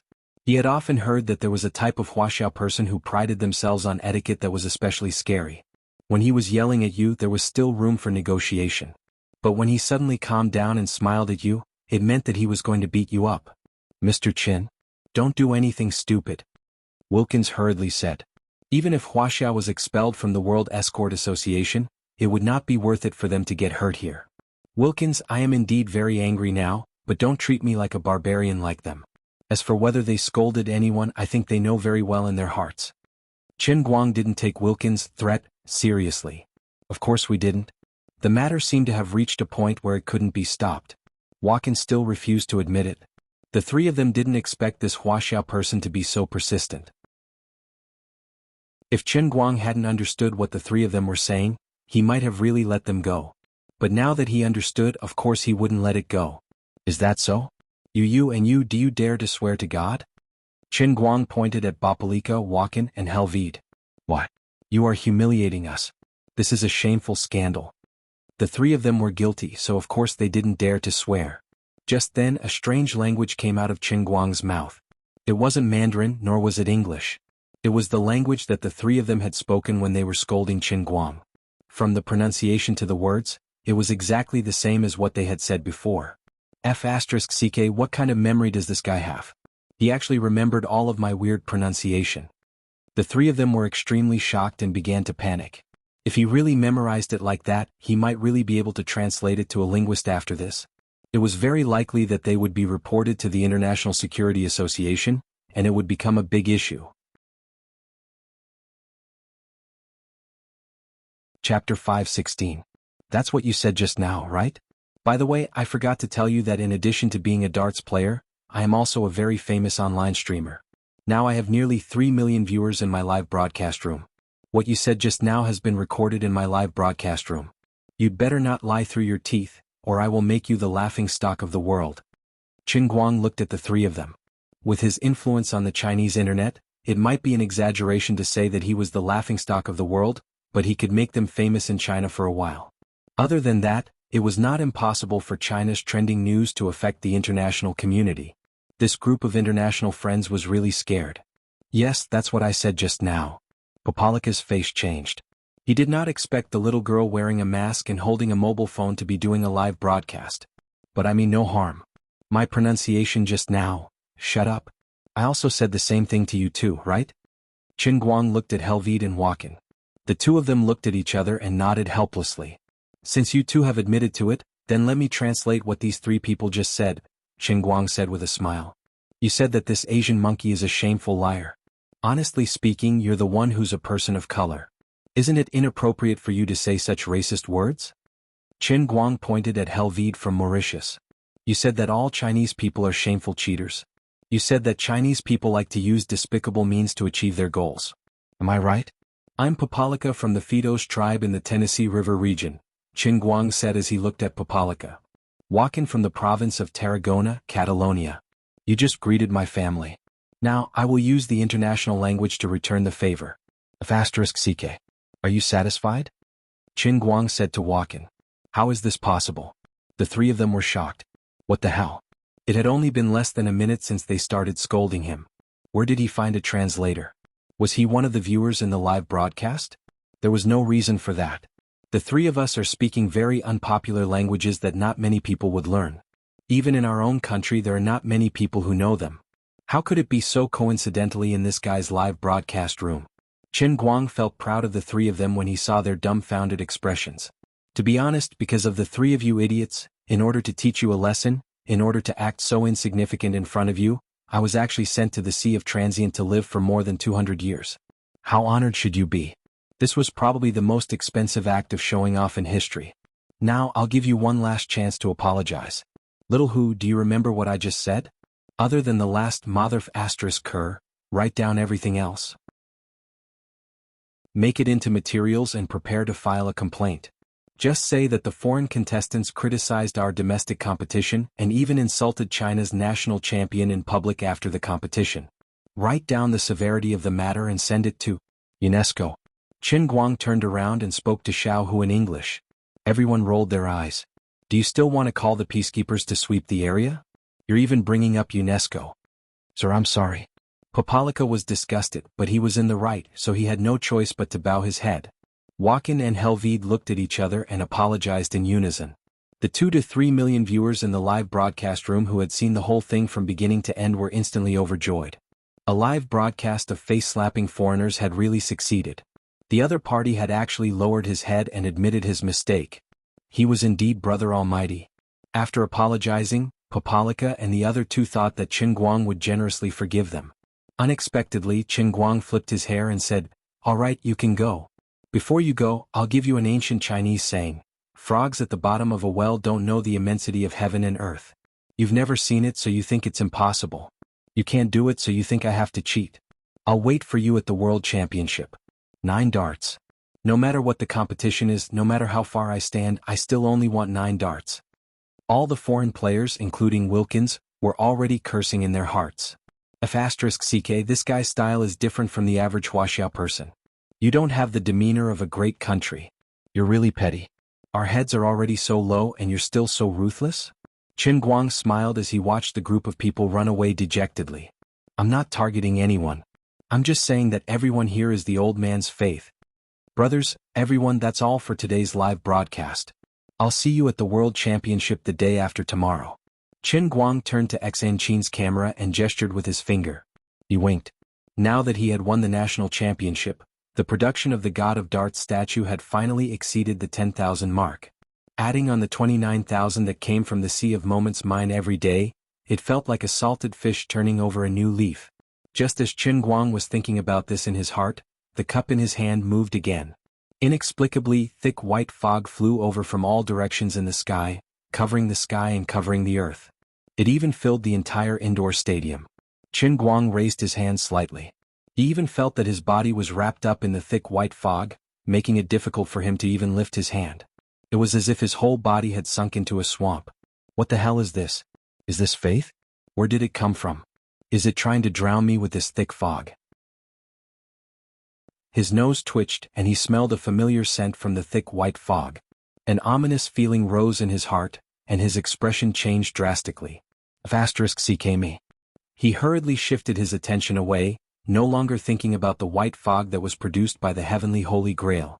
The thick white fog outside finally faded in his perception and finally disappeared. Qin Guang raised the cup again, and focused his attention on the 5 big and 1 small statues. After a long time he recovered with a pale face.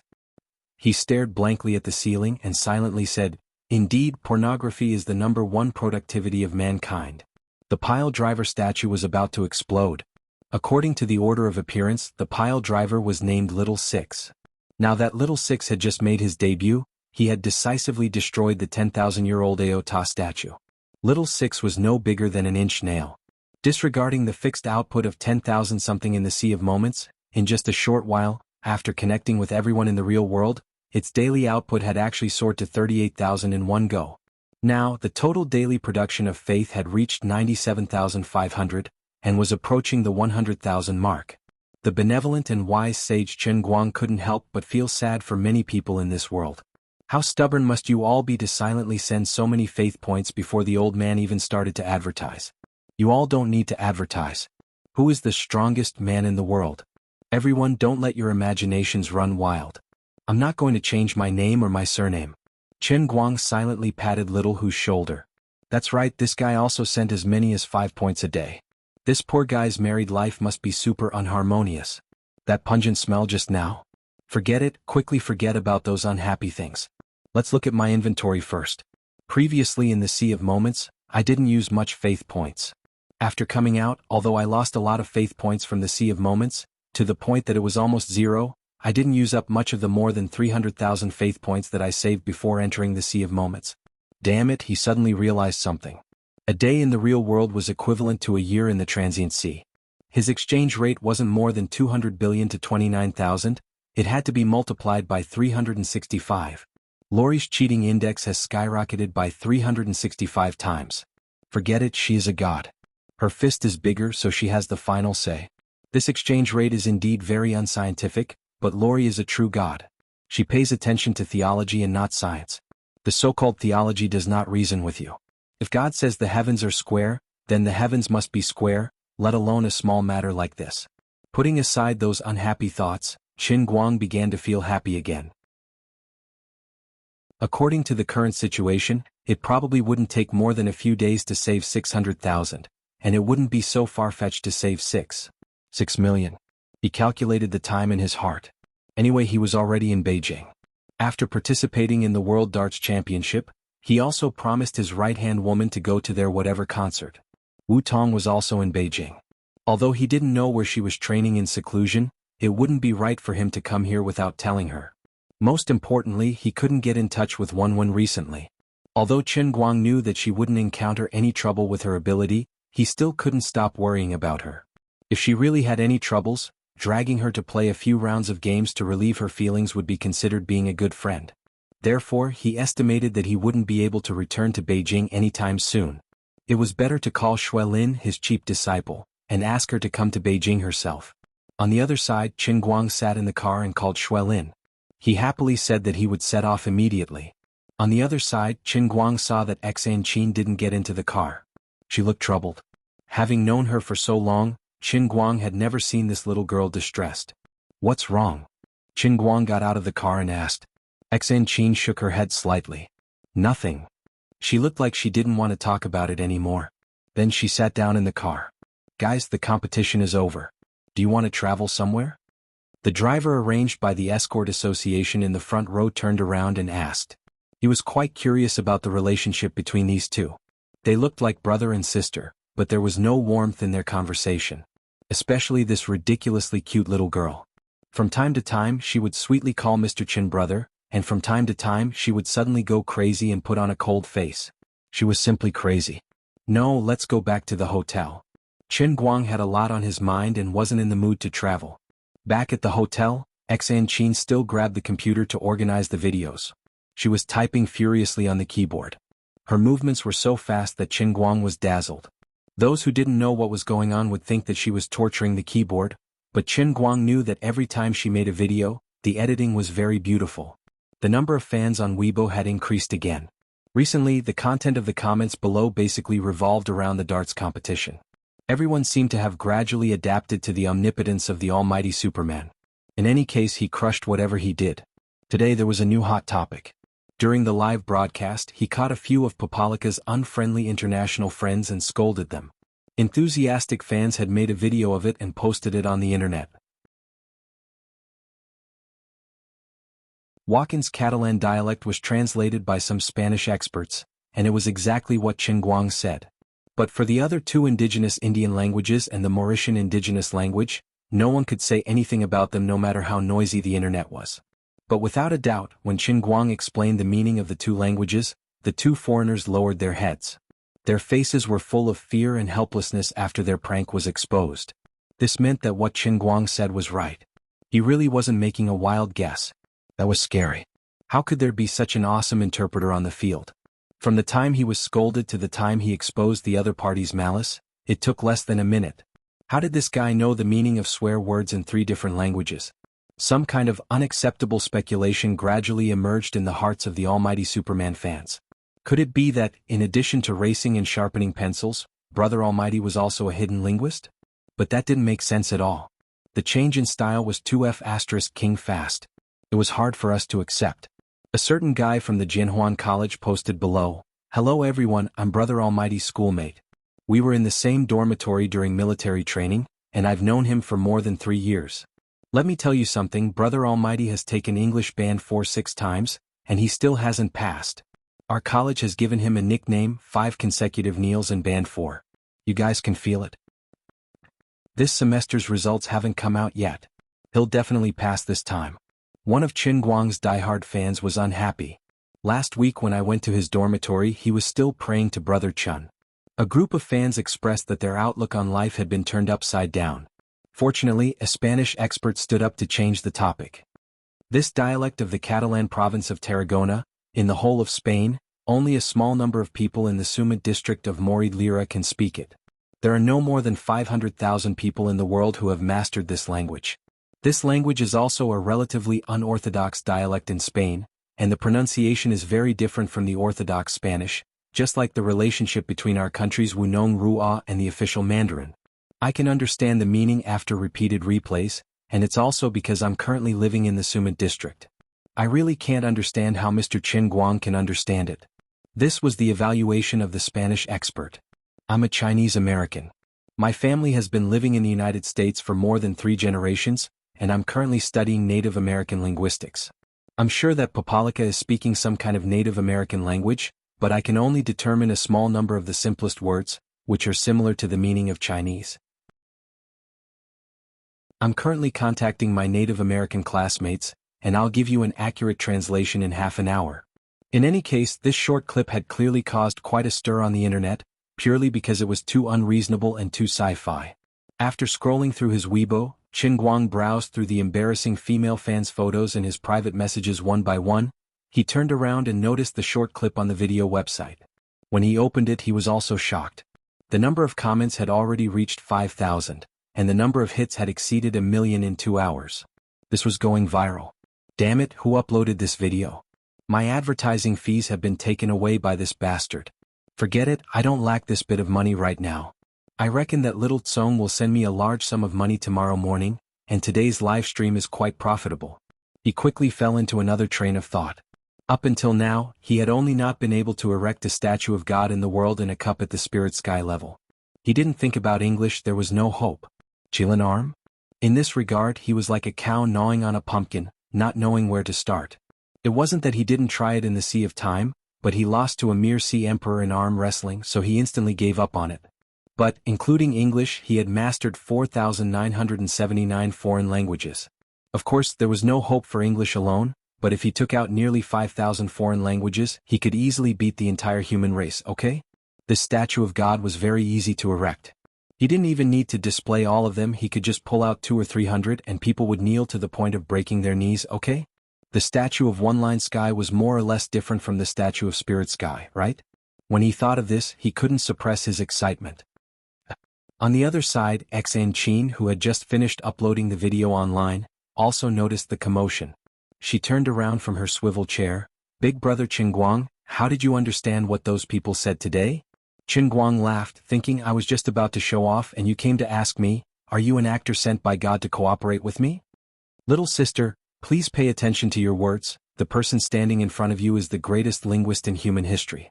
I'm not bragging, as long as it's a language that people on Earth speak, there is no language that I can't understand. He still had to keep a low profile outside, but in front of his own people, he naturally had to speak his mind and not hide his abilities. After saying that, Qin Guang looked at Xan Qin with a smile, waiting for her to look at him with an expression of worship. I don't believe you. He never expected that Xan Qin, one of his own people, would actually undermine him. I'll just say something casually and if you can translate it, I'll believe you. Seeing Qin Guang's face turn dark, Xan Qin slightly tilted her head, giving him another chance to prove himself. Say it. Shiba Yamadai Luo Kutagu Jie. Qin Guang, damn dog, don't do it for the tribe. Go play the victory.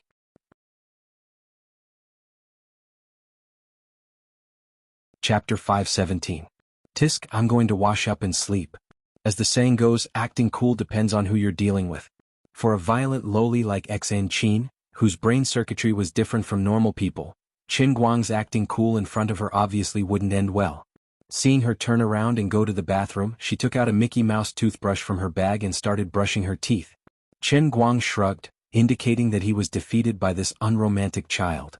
Sometimes he was also quite puzzled. What did the old man do to deserve this? She didn't ask for a salary, nor did she ask for any benefits, but she always fooled around with him. From time to time he heard her say things like master and the internal energy in her body, and looking at her usual behavior, although she seemed to be lacking in a brain, she definitely had some background. Could it be that she was like Wunwen, some kind of big missy? Needless to say, then the family behind her probably wouldn't last long. Look at what kind of idlers you've raised.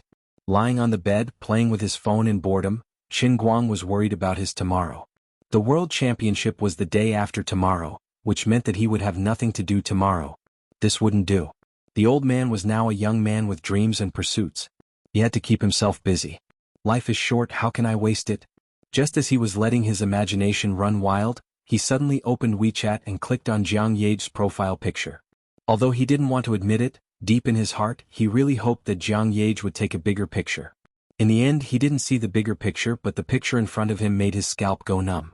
Good luck for the competition the day after tomorrow. It's a pity that I have to prepare for a concert and can't watch it live. Remember to come to the concert at night.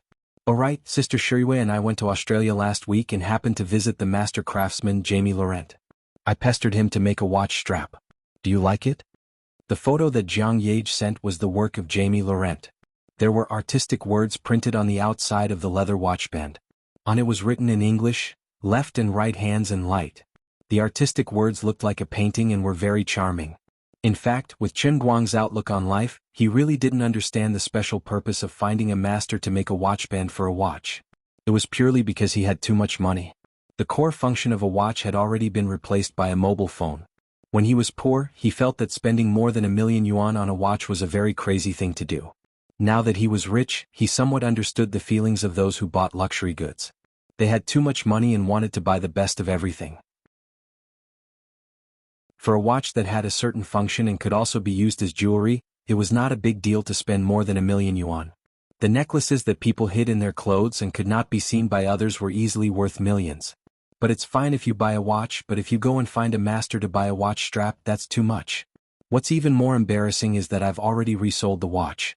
Chen Guang went to search for who Jamie Laurent was, but he couldn't find much information about him. He only saw someone mentioning him on a forum. It was said that this person was the most famous leather goods master in Australia. His style was so high that it made people's hair stand on end. The leather bags he made were worth 10 Louis Vuitton at the very least. Even a random leather watchband he made was worth tens of thousands of dollars.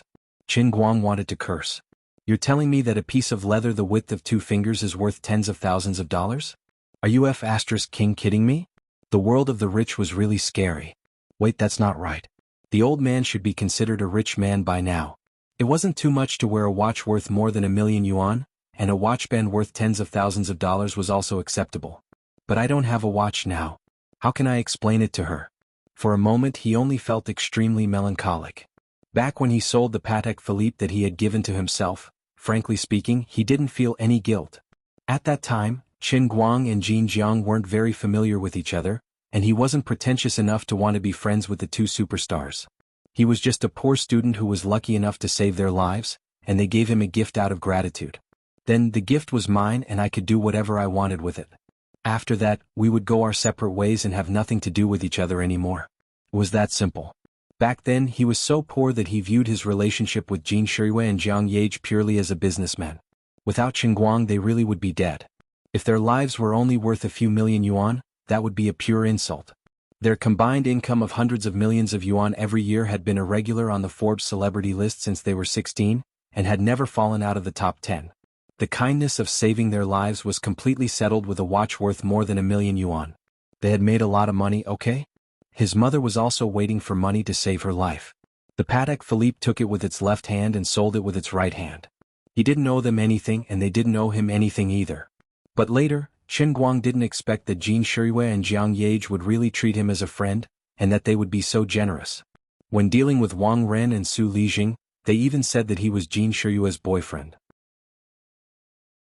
The word boyfriend was easy to say, but for a young female artist in her 20s, it almost ruined her future. This straightforwardness and loyalty were comparable to that of his and Zhu Jifaz, who had grown up together. Although it was inconceivable and hard to understand, Chen Guang knew that the two of them really regarded him as a friend. There was no need to thank them with words, and it would be hypocritical to say too many polite words. Until now, although Chen Guang didn't always say thank you, the position of Jin Shirui and Jiang Yage in his heart was no longer the same as before. Jin Shirui and Jiang Yage had indeed refreshed his view of celebrities. Although they were glamorous and aloof on TV, accompanied by bodyguards everywhere when they went out, they were still true girls in private. Once they found you pleasing to the eye, they would really be willing to sincerely treat you as a friend. This made Chen Guang very touched and happy. He also remembered the kindness of others, and had already opened his heart to the two of them. After watching your video, oh no, anyway we will be real friends in the future.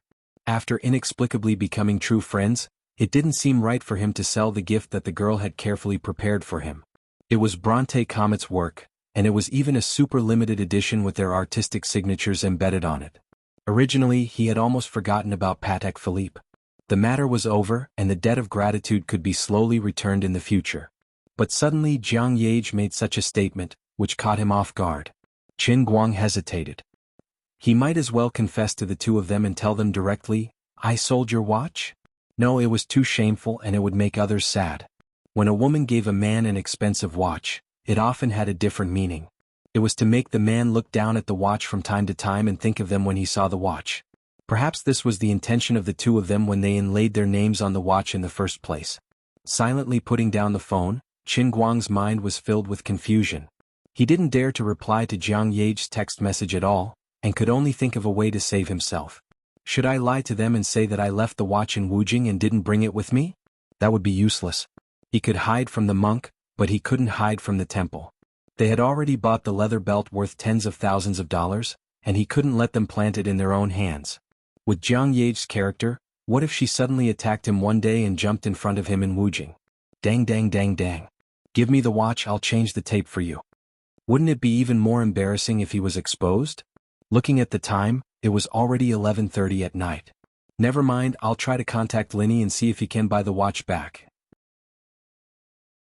Although this matter seemed to be quite bullsh*t. Back then, when he was poor and in urgent need of money, Xiao Linzi, the man in the white suit, spent 2 million yuan to buy the watch without hesitation. He was also very righteous and honest. Now that he was rich, he wanted to buy the watch back. Logically speaking, he was not being kind. But at worst, he could just add a few 100,000 more. If he bought it back for 2 million, he could just treat it as giving him 800,000, right? He just didn't know how much favor Linny had done for the brother in a white suit back then. Maybe it would make Linny a little embarrassed, but weren't brothers meant to be cheated? Compared to making Jiang Ye and Jin Shirue sad, there was no psychological burden at all to cheat Linny. Brother, what are you doing? It's already so late. On the other side of the phone, Linny was feeling a little drowsy, and it seemed that he was about to fall asleep. What are you doing? It's only 11:30 and you're already asleep? Do you think I'm as restless as you? My biological clock is super scientific, okay? Lin Jingwei defended himself. Linny, who is it? Tell me. Is it one of your childhood sweethearts? Next to him, Gao Ye's voice was even more drowsy. Qin Guang? Lin Jingwei, you too can do it. Very good, very powerful. Your biological clocks are very scientific. After a long time, Qin Guang complained. On the other side, Gao Ye had heard Qin Guang's voice clearly through the hands-free phone. She blushed and said in a husky voice, I'm Lin Gingxin, Jingwei's cousin. Lin Gingxin, the almighty Superman Qin Guang? I like your racing videos very much and I'm your fan. Please pay attention to my new movie. Gao Ye, don't pretend to be a man. You two are not real. Qin Guang interrupted Gao Ye. Oh. Gao Ye spat and ran off to somewhere unknown. Brother, why did you call me so late? After Gao Ye ran away, Lin Gingxin asked with a bitter face. Qin Guang forwarded the picture of the watch that Jiang Ye had sent to Lin Jingwei on WeChat, and then said, Can you contact the white guy who bought my Patek Philippe watch? I want to buy the watch back. I'll raise the price. I have about 2 million in cash now. I'll raise it by 800,000.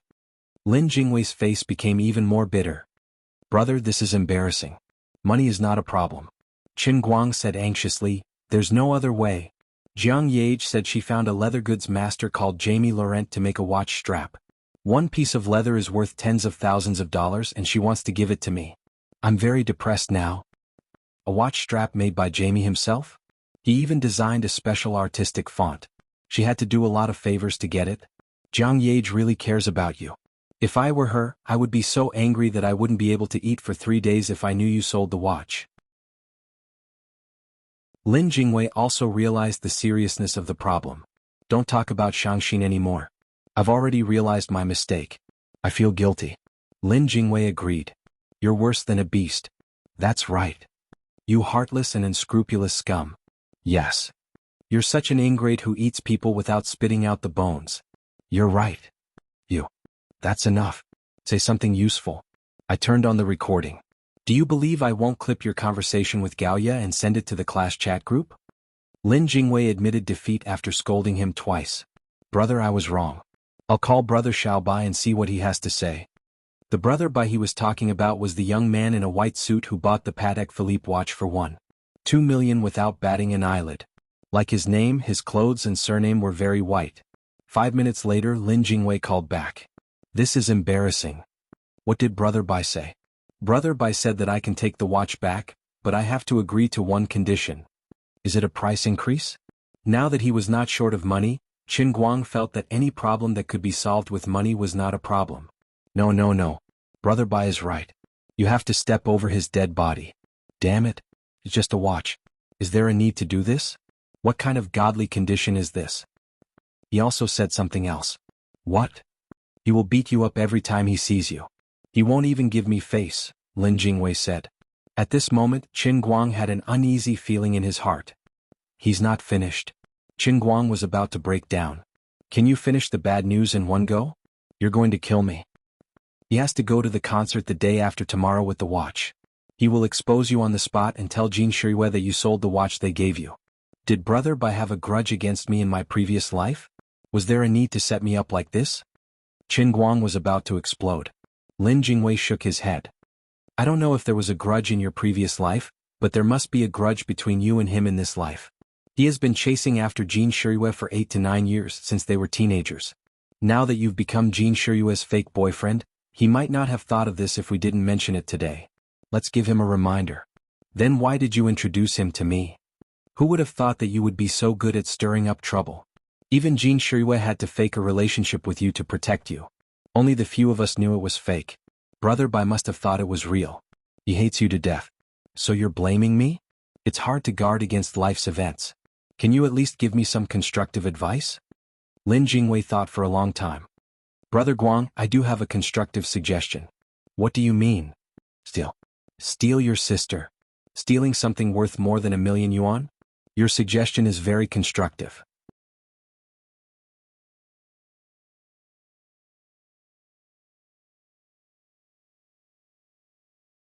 Chapter 518.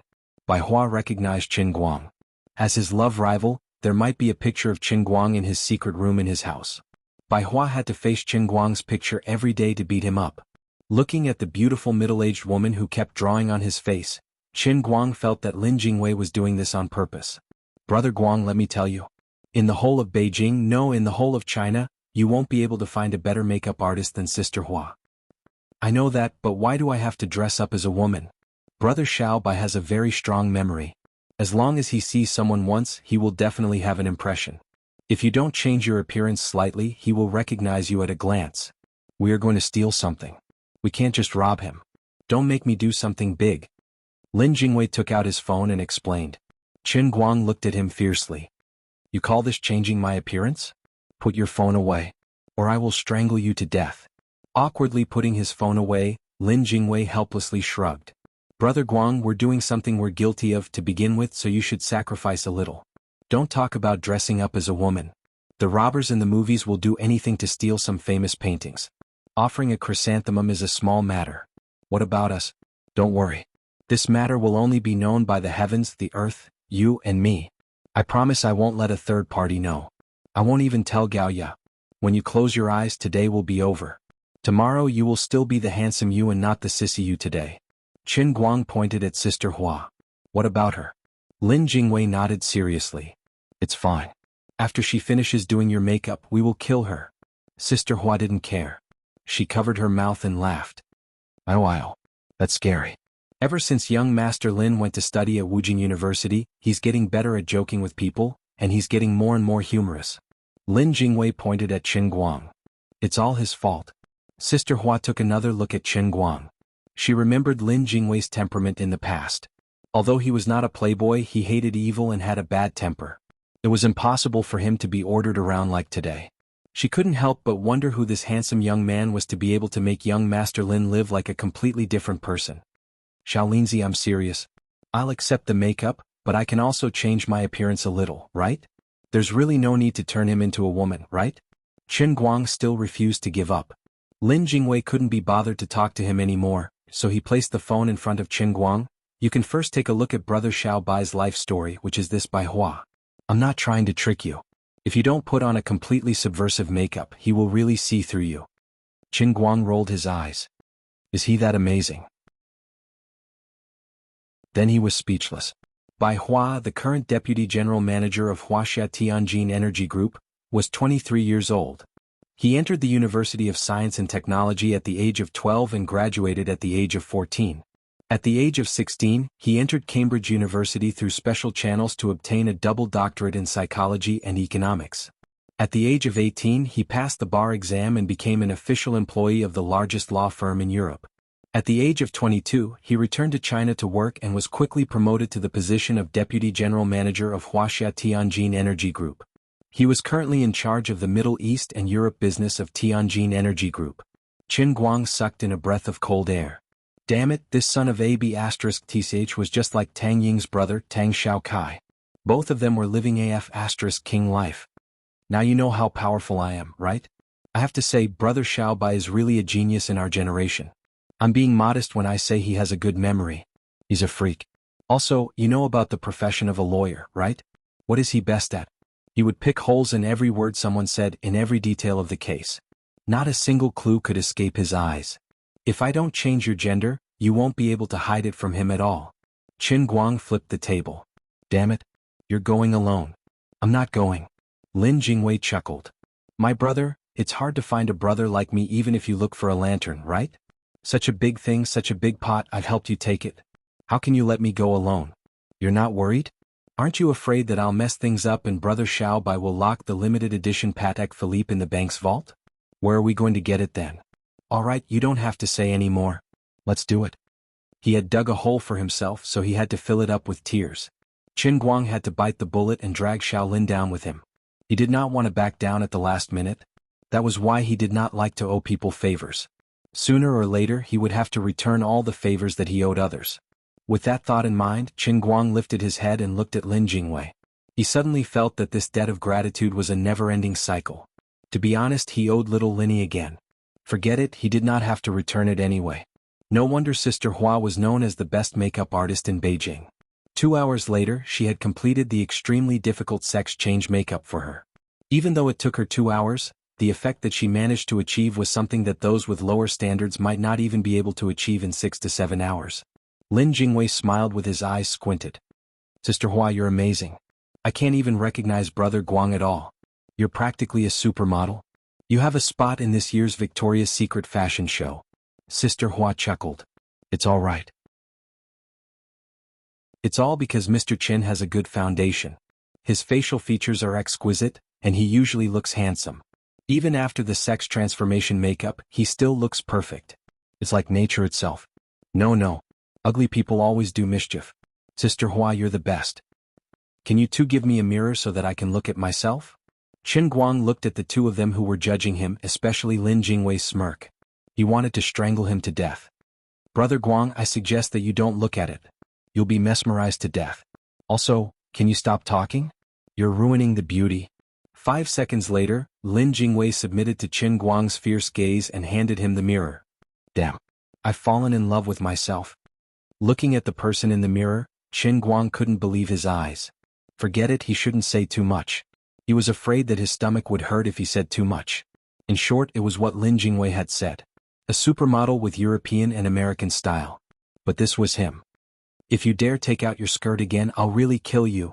In the end, Qin Guang put on a neutral white shirt and a wig. That was it. As for her breasts? That wasn't a problem. How many supermodels had big breasts? Flat breasts were the way to go. There was no need for such a strong taste of silicone. Qin Guang's chest muscles were more or less shaped. The two of them sat in the car. Qin Guang's face was as cold as ice. He didn't say a word. Little Lin, every time you look at me, your life is shortened by a day. I'm counting the days for you. Brother, don't. I'm risking my life to accompany a gentleman, okay? The two of them first went to a luxury store in the center of Wujing to buy a Patek Philippe. Of course, it wasn't a limited edition, but it looked no different from the one left and right hand gave to Qin Guang. The only difference was that it didn't have the commemorative logo of Bronte Comet and left and right hand. That's right, this was a trick. What should we do when we get there? Have you thought about it? Qin Guang had been holding himself back from wiping his face. He felt extremely uncomfortable, and he was filled with admiration for those women. He had no idea how they managed to survive with such heavy makeup on. At this time, his face seemed to be covered with a layer of oil. It was extremely awkward, but he couldn't touch it with his hands. If he did, the powder would fall off. Don't worry, I have a plan. Lin Jingwei said vaguely. Seriously, don't play dumb with me. The price I've paid today is too big.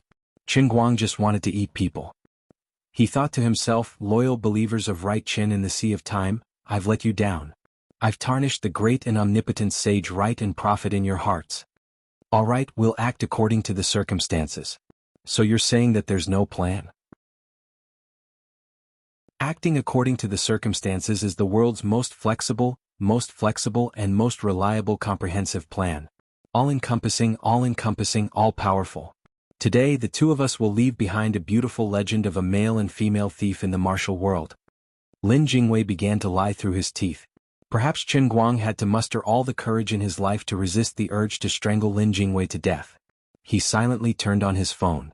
He didn't want to talk to Lin Jingwei anymore, so he opened his class's group chat to see if Lin Jingwei had taken any photos and sent them out. No, very good, he had escaped death once. Bai Nyangzi was shouting in the group, "I'm going to the women's section to force a vote. Everyone hurry up and vote for me."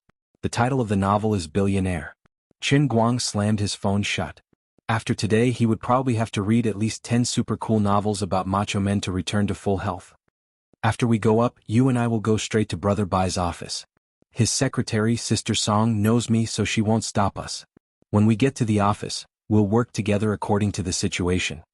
Finally they arrived at the Tianjin Energy Building and got off together. Lin Jingwei cautiously instructed, "Don't open your mouth later or else you'll be exposed." "Shut up, am I that stupid?" The supermodel was quite impatient. The Tianjin Energy Building was located between the 3rd and 4th Ring Road of Beijing. It was nearly 40 stories tall. In a place like Beijing where every inch of land was worth its weight in gold, it could be considered a symbol of the power of this central enterprise with an amazing background. There were a total of 8 elevators in the building. 7 of them had a lot of people going in and out, but the last one was empty. When they entered the elevator, Chen Guang understood. There were tens of thousands of people working here in a building with nearly 40 floors. This unlucky elevator actually had to be unlocked with fingerprints. Obviously, only certain people could use this elevator. Seeing that Chen Guang was about to open his mouth to complain, Lin Jingwei hurriedly gestured for him to keep quiet, then pointed at the surveillance camera above him. Chen Guang rolled his eyes and said no more. Lin Jingwei suddenly turned his face to the side. Damn, Brother Guang was too beautiful today. His heart was beating faster. He also began to ponder in his heart. He really had to keep this matter to himself. It was 2F*King embarrassing. The two went straight up to the 33rd floor. After exiting the door, they saw a hall full of people coming and going. Everyone was walking in a hurry, and the sounds of printers and scanners could be heard one after another. The sound of keyboard tapping was like a beautiful piece of music. This was the headquarters of Tianjin Energy Group, a large central enterprise with an annual output of hundreds of billions. Its business was spread all over the world. In the Third World, it was enough to influence the policies of a country. It was quite unique in the construction and technical services of oil and gas extraction.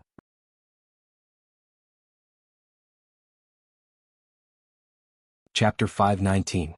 Chen Guang's gaze passed through the glass at the front desk and looked inside. The densely packed cubicles were filled with attentive office workers. From what he could see, there were at least a few hundred people who were busy with something. "Little son, have you prepared the materials for tomorrow's meeting? Check it again. There can't be a single mistake. The words must be appropriate and the meaning must be clear." Manager Jiang, the Saudi Alam company's quotation for the installation of the pipeline has come back. They still have complaints about our high-temperature work fees. What about the past performance of England's Besman? Little ding. I'll give you another half an hour. You must bring it to me. Everything here was so busy. It seemed messy, but it was also orderly. Chen Guang couldn't help but feel emotional. Thinking about it carefully, this was the first time he had entered the headquarters of a large company. He wondered why the company that Luli had bought for him hadn't done anything yet. He wondered if his company, which was worth more than 100 million, could have the same charm as the headquarters of the Tianjin Group. It was different from lying comfortably in the instantaneous sea and looking for people to talk to and collect faith points every day. Bob's Right Cultural Communication Company was more like a religion that charged fees than a company. Being a prophet or a sage in the sea was completely different from being an entrepreneurial person. If he could really sit in an office with hundreds or even thousands of people under him working hard because of his decision, he would feel a great sense of achievement if he could lead such a large group of people to accomplish something that seemed difficult but would be very profitable after success. While Chen Guang was looking at others, the receptionists at the headquarters of the Tianjin Group were also looking at him and Lin Jingwei. Under normal circumstances, there wouldn't be any unfamiliar faces on this floor. Only when the senior leaders of the group brought people to visit, or when the senior executives of other domestic and foreign companies or governments came to discuss business with the company's senior executives would they come out of this special elevator. However, business meetings were usually held downstairs and wouldn't go up to the 33rd floor. Then how did these two people come up to this floor when they looked so young?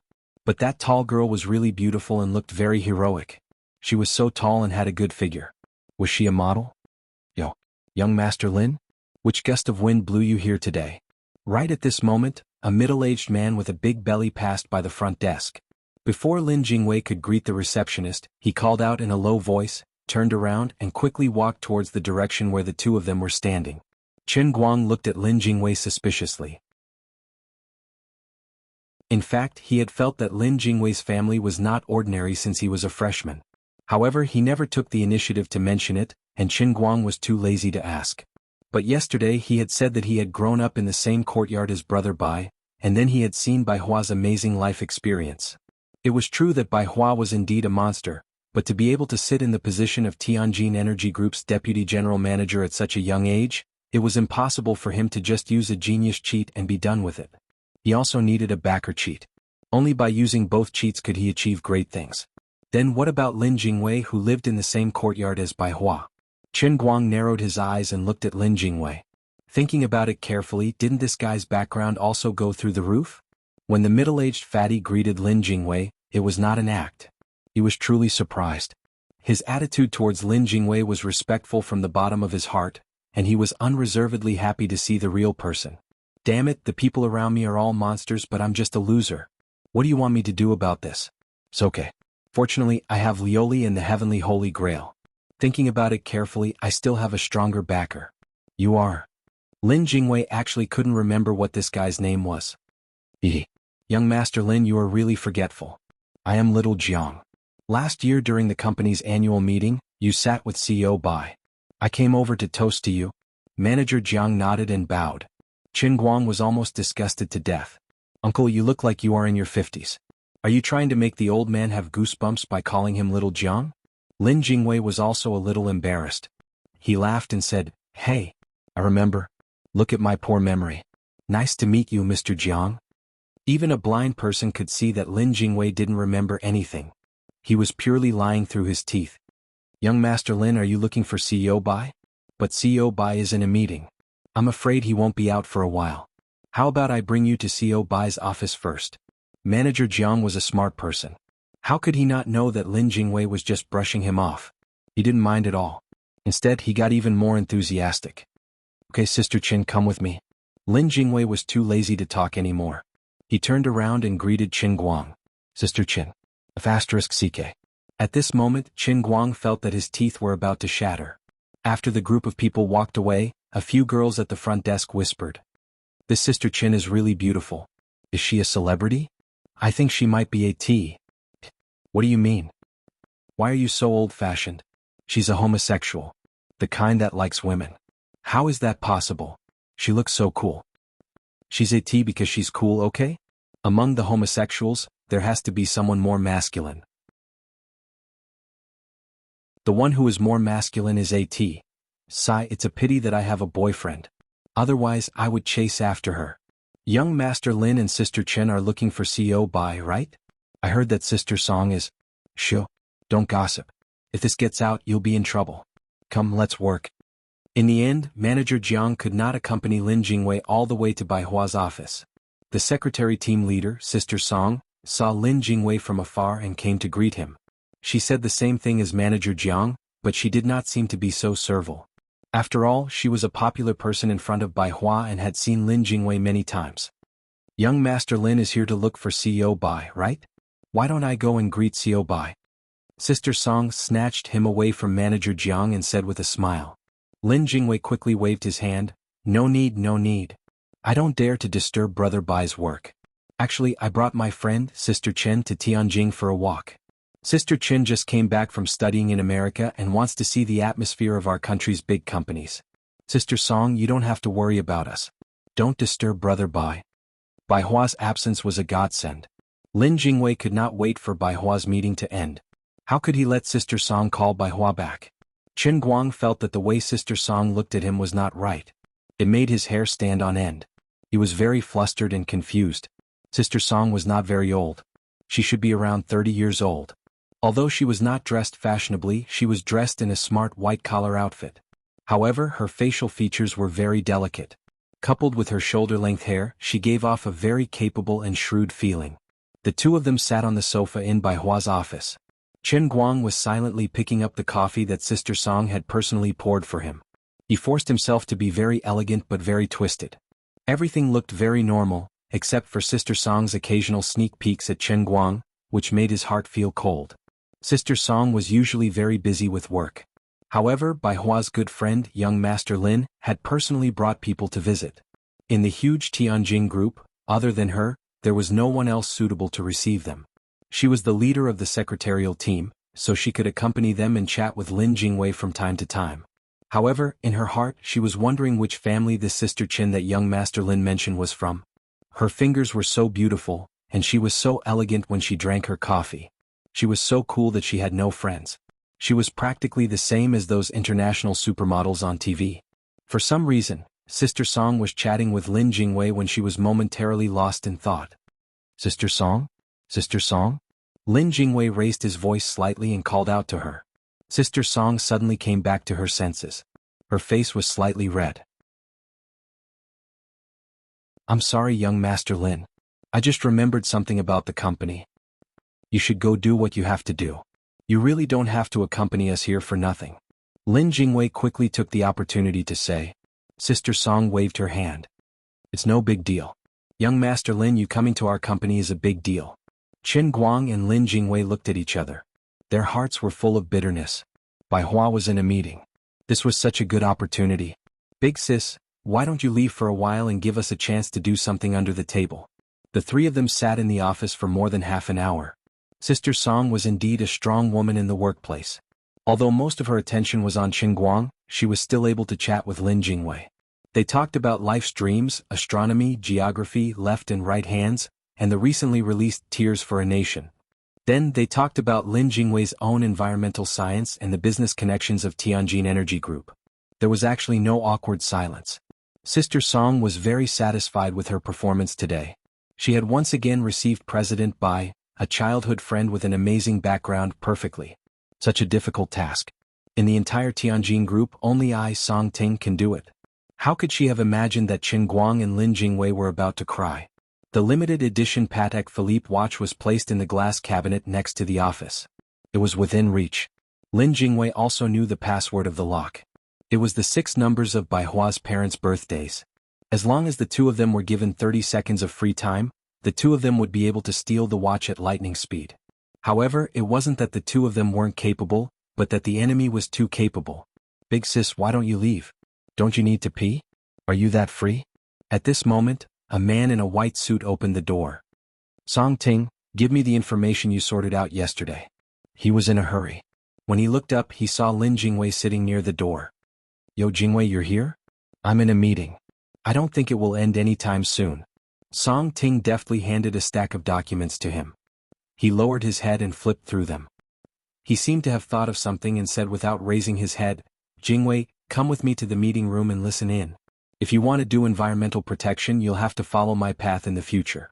Clumsy birds have to fly early. I'll let you get used to it first and see the world. As he spoke, he turned and walked out while pulling Lin Jingwei's shoulder. Lin Jingwei was stunned. Don't dawdle. Time is of the essence. Bai Hua dragged Lin Jingwei away just like that. He didn't even notice Chen Guang, who was sitting on the sofa pretending to be calm. He didn't dare to come up and talk to Lin Jingwei for fear of exposing himself. Looking at Lin Jingwei's figure gradually getting further and further away, then looking at Song Ting, who was slowly approaching him with a faint but profound smile, Chen Guang felt a chill in his heart. Hello, I'm Song Ting. Young Master Lin said you're Chen Yu, right? Nice to meet you. Song Ting stood in front of Chen Guang and smiled at Chen Guang enthusiastically. Can I have your number? Chen Guang looked up at Song Ting and screamed in his heart. Who's going to save me? According to the old man's experience, this chick is a woman. She has feelings for me.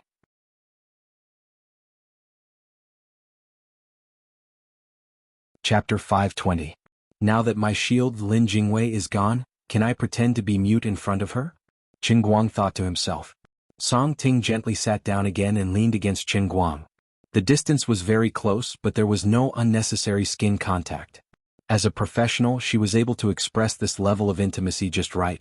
She could also let others feel her closeness, but it wouldn't make the other party wary. Song Ting had learned a lot when she sat down. Of course, the prerequisite for all the above techniques was that the person she was approaching had to be a real woman. But the person sitting here was Qin Guang, a pure man who would definitely expose himself the moment he opened his mouth. At this moment there were only two words in Qin Guang's mind: I want to die. Is your throat not feeling well? I have a throat treasure in my desk drawer. Do you want me to get one for you? Song Ting was still smiling sweetly. The more she looked at the side of Qin Guang's face, the more she felt that this chiseled face was filled with a breathtaking heroic spirit. This was a perfect woman who was so cool that she had no friends. Just as some rumors in the company said, Song Ting was indeed a Lily lover.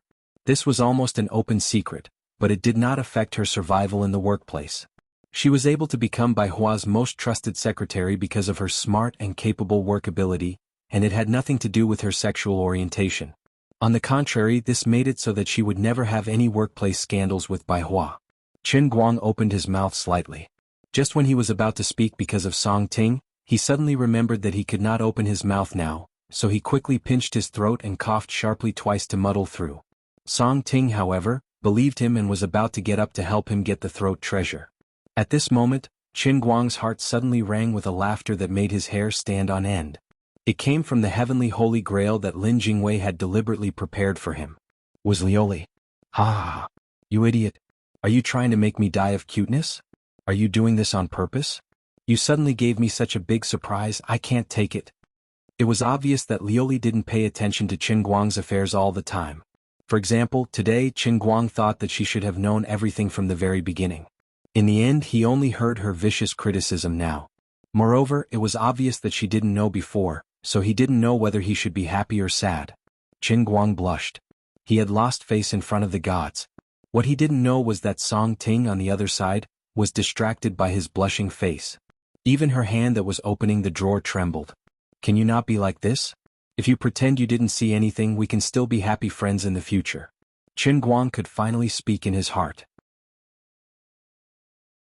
However, Luli continued to chuckle and said, that won't do. The memory of a god is eternal. Once you see it, the memory of today won't fade even after millions of years. Forget it, seeing that you are so serious today, this empress will reluctantly use a little bit of my divine power to help you. As soon as she finished speaking, Qin Guang felt a slight chill in his throat. An extremely cold feeling appeared out of nowhere. He didn't know what she had done to Lioli. No need to thank me. I will temporarily pass this Empress' perfect voice to you, even in the endless God realm. With the support of this Empress' divine power, your voice will be exactly the same as mine. How can you only care about the appearance and not pay attention to the inside? You are a person who seeks perfection to the extreme. After saying that, Lioli chuckled and didn't move. At this moment, Qin Guang didn't know whether to thank her or hate her. Thinking about it carefully, she didn't continue to waste her divine power to give him a pair of real 2 lumps in front of his chest. Sister Song, you're too polite. I'm fine. Seeing Song Ting walk back with the throat treasure, Qin Guang hurriedly said. As soon as the words left his mouth, his mind became slightly dazed. He couldn't help but recall the scene from a long time ago when he had just obtained the heavenly holy grail. At that time, he was captivated by Lioli's divine voice. Not good. He hurriedly looked at Song Ting. Sure enough, the originally strong career woman, Song Ting, was actually frozen in place. It's over, she's been captivated. What am I supposed to do now? At this time, the office door was suddenly pushed open. Lin Jingwei had returned. Qin Guang was overjoyed, thinking that Lin Jingwei had come to save him. However, when he saw Bai Hua standing behind him, he was at a loss. What was going on? Was he exposed? Bai Hua had an apologetic smile on his face. Is this Miss Qinyu? Hello, it's a pleasure to meet you. I was so busy just now that I saw Jingwei. Please forgive me for my negligence.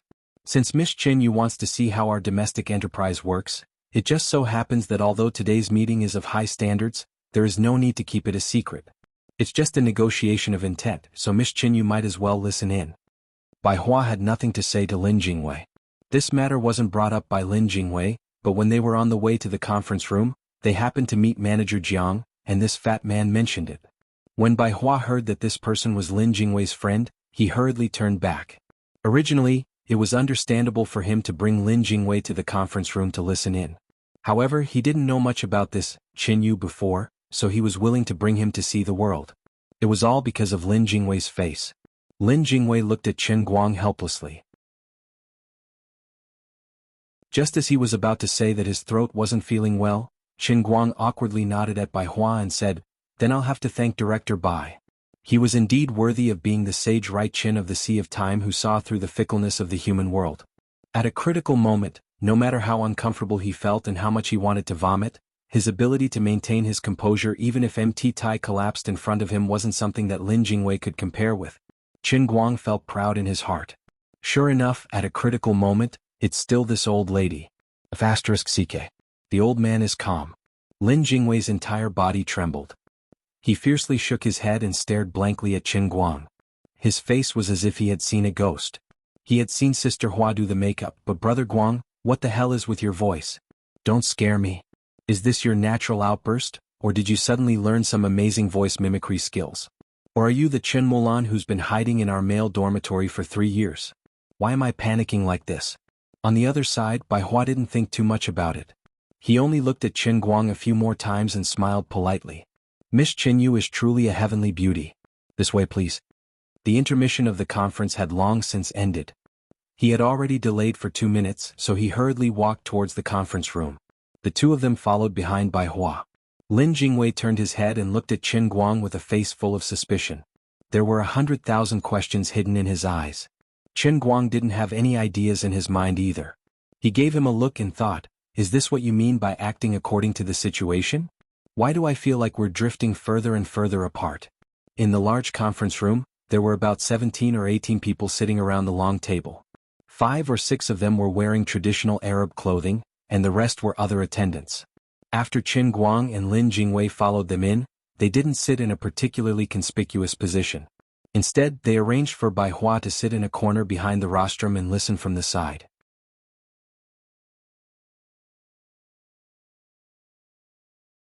Chapter 521. Brother Guang, what do we do now? Lin Jingwei asked softly, shrinking his neck.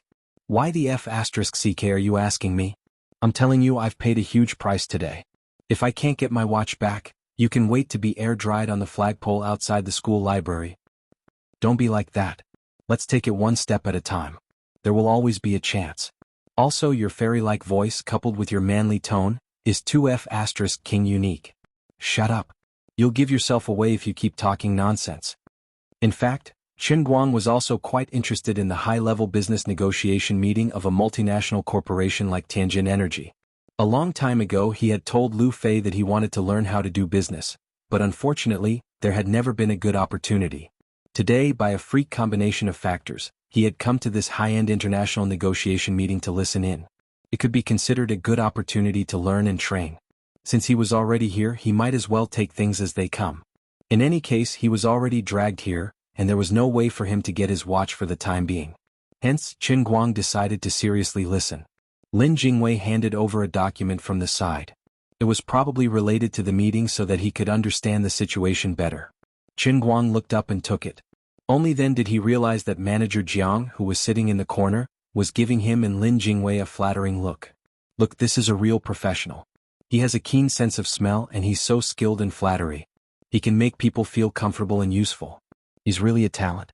As Qin Guang looked at the documents and listened to the negotiations, it didn't take long for him to understand the situation. He touched his mouth. This was a little interesting. What he meant by interesting was not that he was really a genius who could instantly understand the workings of multinational business. He only knew that this was a competitive negotiation between 3 companies from the Arab region or the administrative units of small countries. The 5 or 6 people dressed in traditional Arab clothing were obviously the representatives of the 3 Arab forces, including the Aolan company that he had heard of before. The content of the negotiations mainly involved Tianjin Energy Group and one of the 3 parties to jointly build a shale gas energy project that was very difficult to exploit.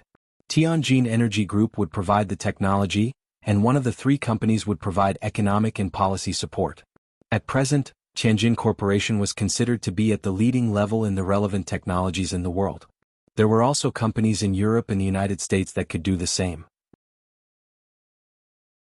However, it was very obvious that the conditions provided by the Wuxia Empire when cooperating with other countries in this area were far more favorable than those in Europe and the United States.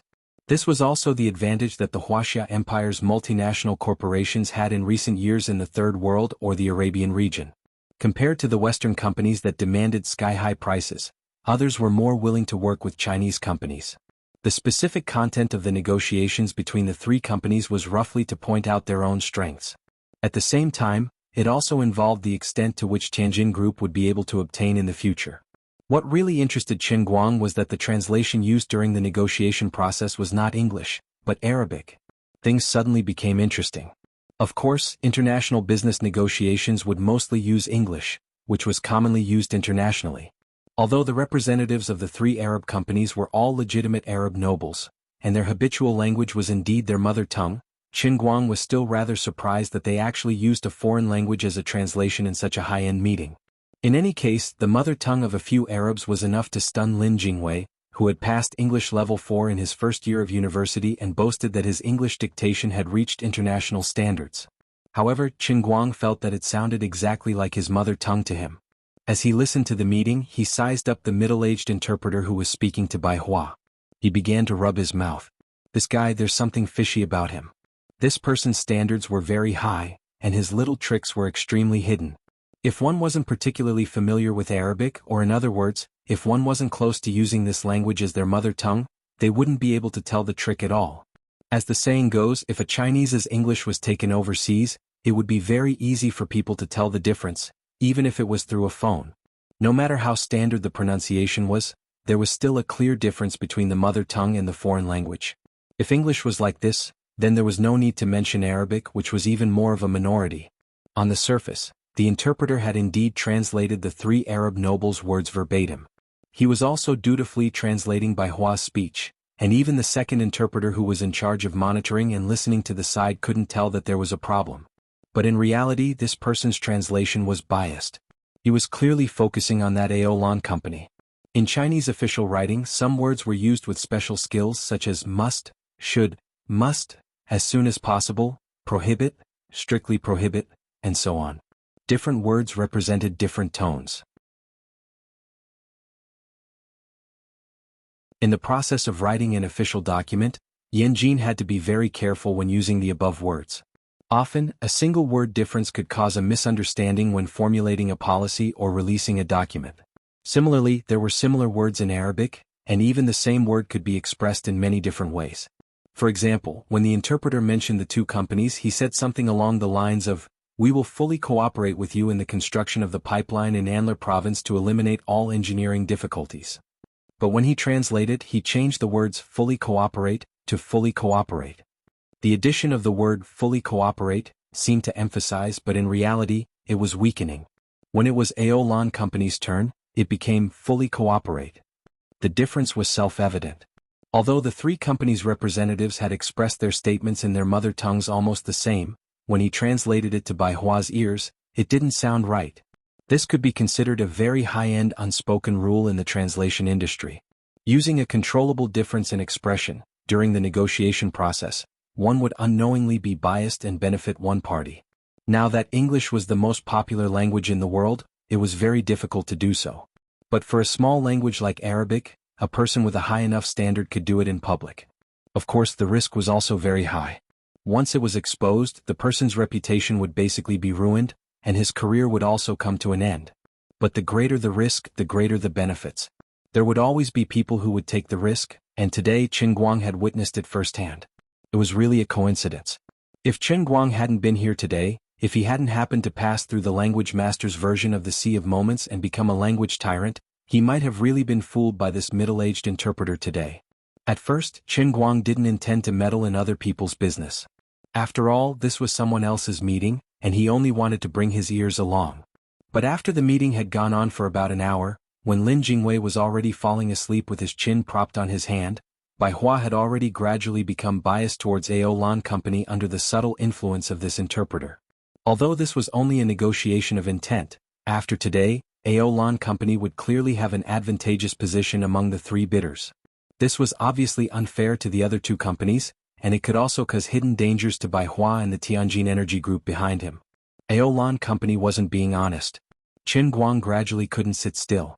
If he had nothing to do with this Bai Hua, he naturally couldn't be bothered to meddle in other people's business. But today he was a thief. He wanted to steal something from someone else, and in the beginning he still owed someone a favor. Now, he had inexplicably stolen someone else's childhood sweetheart. Although he had a clear conscience about being a love rival, he still owed someone something after taking their money. It was fine if he couldn't tell, but now he had to be a thief, owe someone a favor, and hear something fishy about this matter. Knowing that Bai Hua was going to suffer a big loss, how could he just ignore it? This brother is an upright person. He felt like he was sitting on pins and needles, and his whole body felt uncomfortable. Finally, Qin Guang poked Lin Jingwei's shoulder. "Wake up, ask Manager Jiang who this Arabic interpreter is. Where did you find him?" Lin Jingwei opened his eyes in a daze. Although he didn't know what Qin Guang wanted to do, he still asked honestly. "This is Professor Lu from the Capital Foreign Language University. He's an authority on the Arabic language in our country and is quite famous in the world. I think he was introduced by another vice president. Among the 3 Arabic companies, the person in charge of Aolan Company's English is especially poor, so everyone asked Professor Lu to help. It's not a problem to translate directly into Arabic, and it'll be easier to communicate." Qin Guang immediately understood his brother. Sure enough, he had run into a big problem while attending a meeting today. Did the Arab aristocrat from Aolan Company really not understand English? That might not be the case. Based on Qin Guang's ears as a super language master who had 5,000 foreign languages, even when this guy was speaking in his mother tongue, his pronunciation hid some very deep habits. Not only did he understand English, but he could also be considered proficient in it. This meant that he was pretending. He was acting. Professor Lu was also biased towards him when he relayed the information. This professor was introduced by another vice president of Tianjin Company. This was clearly a trap dug by that vice president Aolan Company, and this Professor Lu. Not to mention how badly Bai Hua would be tricked, but if Aolan Company were to win the bid, Tianjin Company would definitely suffer a certain degree of loss, and the 3 parties who dug the trap would definitely benefit. Forget it, since I'm already here, I might as well do Bai Hua a favor. Qin Guang secretly made up his mind. He wasn't in a hurry to expose the other party on the spot. After all, this was a big occasion and he was just an outsider. If he rashly jumped out, he would only become a laughing stock. When the meeting was over, Bai Hua would definitely look for Lin Jingwei and himself in private. At that time, he would help him expose Professor Lu's little tricks. "I'll tell you a secret. This Professor Lu is up to something," Qin Guang said softly to Lin Jingwei and said no more. Lin Jingwei was completely at a loss. "Stop fooling around. What do you know?" "Hee, I know Arabic. This bastard actually dared to look down on me. I can't tolerate it." "Congratulations, sister you. You're the champion of this year's lying competition." How could Lin Jingwei believe him? This was King Arabian Nights, okay? "Brother Guang, the image of you kneeling in front of a level 4 Qin Hui 5 times is still fresh in my mind. Now you're telling me that you know Arabic? Don't bully me because I don't understand science." "Sister Yunai." Qin Guang couldn't be bothered with him.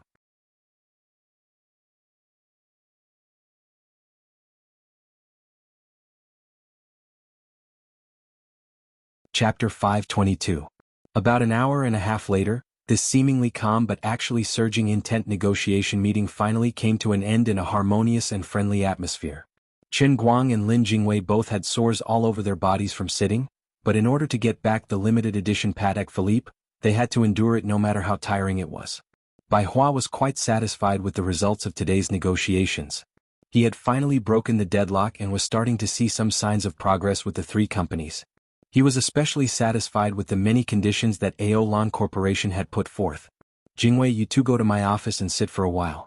I'll come back after I send them off and then I'll show you around the company," Bai Hua instructed. He wouldn't forget about Lin Jingwei even if he was busy.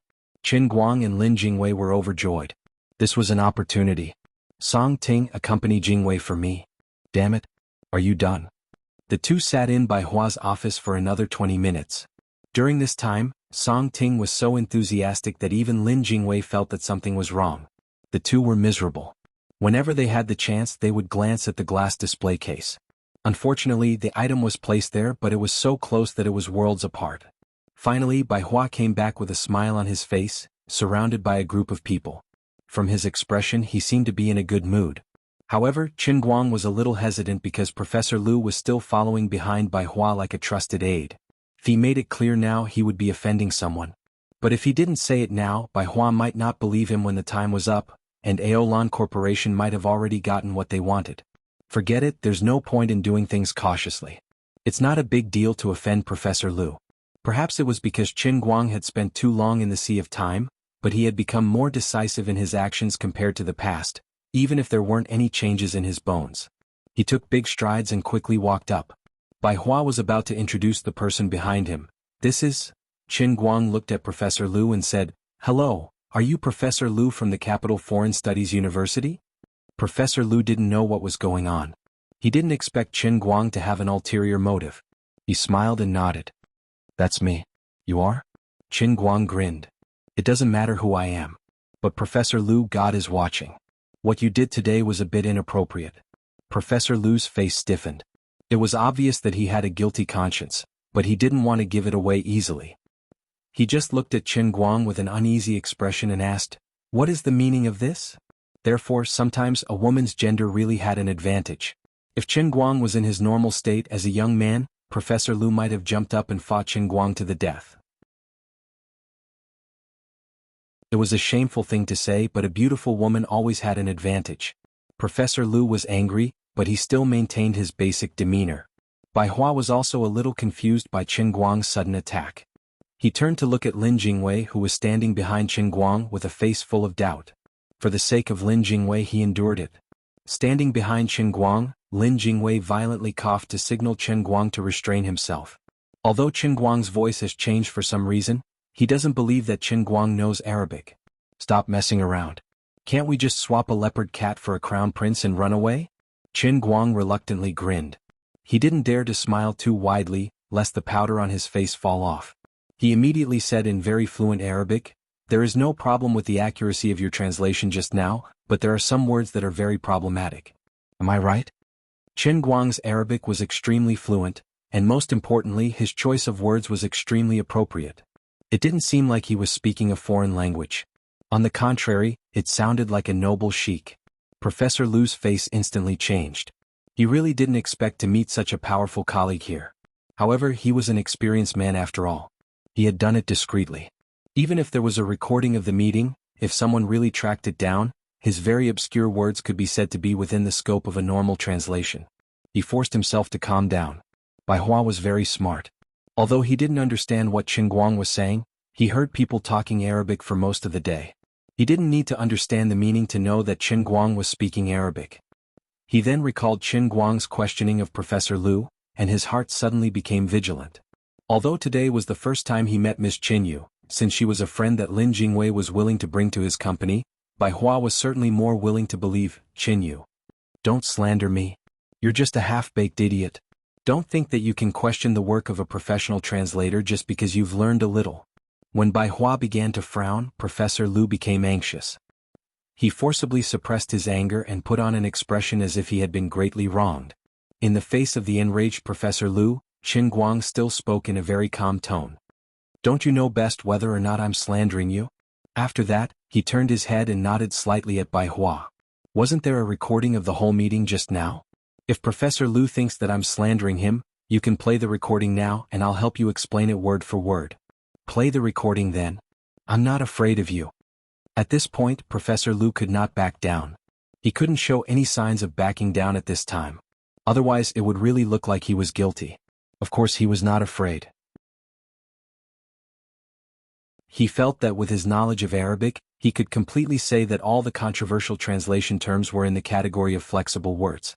He didn't believe that a random young man could really defeat him in his field of expertise. Bai Hua was also swift and decisive. He was not in a hurry to embarrass Professor Lu. After all, Professor Lu was introduced by another vice president of the company, so he had to give him face. The group of people rushed back to the conference room and directly played the recording of the meeting on the projector.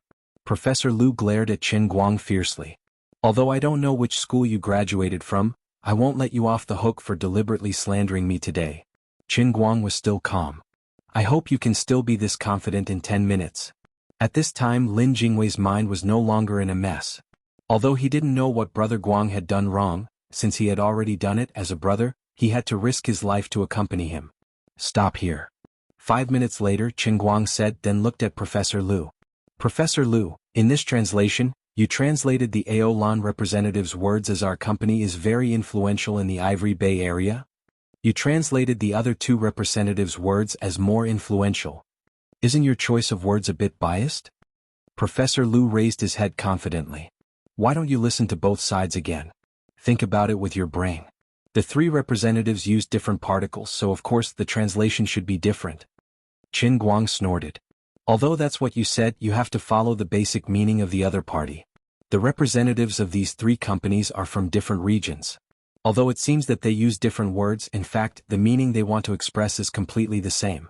It's like when people in our country say that they are very tired today, they might be saying that they are very tired today, but the people in Sichuan province say that they are very tired today. The pronunciation of the two sounds very different to the ears of foreigners, but the meaning is completely the same. You're still quibbling. How am I quibbling? This is the normal range of translation. Do you even know how to translate? Professor Lu began to use his seniority to pressure people. I have been a professional translator for 30 years. What right do you have to question my professional ability? I'm not questioning your ability, thank you. I'm questioning your character. Okay, let's say that your place is in the normal range, then let's continue. Here. As Qin Guang picked out one place after another, he even gave an academic explanation of the language habits of one of the representatives. Professor Lu became more and more desperate. Qin Guang pressed forward step by step. Professor Lu could not move an inch. Qin Guang was reasonable. Professor Lu's face was ashen. From the beginning, the confrontation between the two sides was not on the same level. The Arabic that Qin Guang mastered was not only common in the world, he even had different dialects in his mind. No matter how good Professor Lu was, he was only a mortal. How could he be compared to him? Bang. Finally, Qin Guang slammed the table and said conclusively, in conclusion, Professor Lu, I have reason to think that the words you used in at least a dozen places are very questionable. You are clearly biased towards Aolan Company. Even some of the places that seem to be belittling Aolan Company and elevating the other two companies are deliberately exaggerated, further reducing CEO Bai's trust in those two companies. Once or twice is a coincidence, but what about 10 or 20 times? Is it still a coincidence? It's undeniable that Professor Lu's level is really high. If I didn't expose you on the spot, I'm afraid that even if CEO Bai consulted other experts in the country with today's meeting minutes, he would not be able to completely discover your little tricks. If I didn't see with my own eyes how you interfered with CEO Bai's thoughts, I'm afraid even I would have been fooled by you. But unfortunately, I happen to be here today. You're unlucky. Professor Lu sat down on his chair, his face pale and his mind was a mess. He did not look like an experienced person at all. The second translator next to him was not much better. He was so scared that his lips turned blue. He was not bribed, but during the entire meeting, he did not hear Professor Lu's little tricks at all. Bai Hua's face was completely gloomy. If Miss Qin Yu did not expose him on the spot, he would have been tricked by Professor Lu. These little traps hidden throughout the entire meeting seemed inconspicuous, but in fact they were very subtle. It was really scary to think about it. The more talented a person was, the more they could not tolerate being fooled. Bai Hua came from a rich and powerful family, and his usual elegance was a disguise to hide his fangs. Now that he was really angry, there was a murderous aura between his brows. Professor Lu, as soon as Bai Hua opened his mouth, Professor Lu fell to his knees. CEO Bai, please listen to my explanation. This matter is not like this.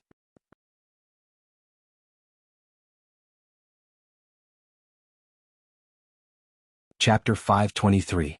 Alright, you can leave now. On behalf of the Tianjin Group, I would like to thank you for your help today. I will definitely repay you in the future. Bai Hua waved his hand impatiently, and a strong security guard who was already on standby at the door, came in and carried Professor Lu out. As for how Bai Hua would deal with Professor Lu and the vice president behind him, it was not something that Qin Guang needed to worry about. Bai Hua would also not say it on such an occasion. Thank you, Miss Qin Yu, for helping me. Otherwise, I would have been in big trouble today. Jingwei, you really brought me an amazing person. Bai Hua had a strong emotional control. As soon as Professor Lu was taken away, he quickly put on a smile and thanked Qin Guang. Qin Yu, your sister. Miss your face. Qin Guang's mouth twitched. Every time he heard the two words, Qin Yu, he had the urge to kill someone. CEO Bai, you're welcome. It's what I should do. After the matter was settled, Qin Guang decisively became a man of few words. Even he felt uncomfortable with that annoying voice of hers. Bai Hua, on the other hand, admired Qin Yu's style. When it came to business, she was domineering, clear and aggressive. Usually, she was a man of few words, which added a sense of coldness to her. What Bai Hua admired even more was the amazing Arabic language skills displayed by Qinyu. She had returned from a foreign business school. She was clear-headed, principled, bold, and careful. She had the gift of the gab, but she was not talkative. You have such a good Arabic language foundation.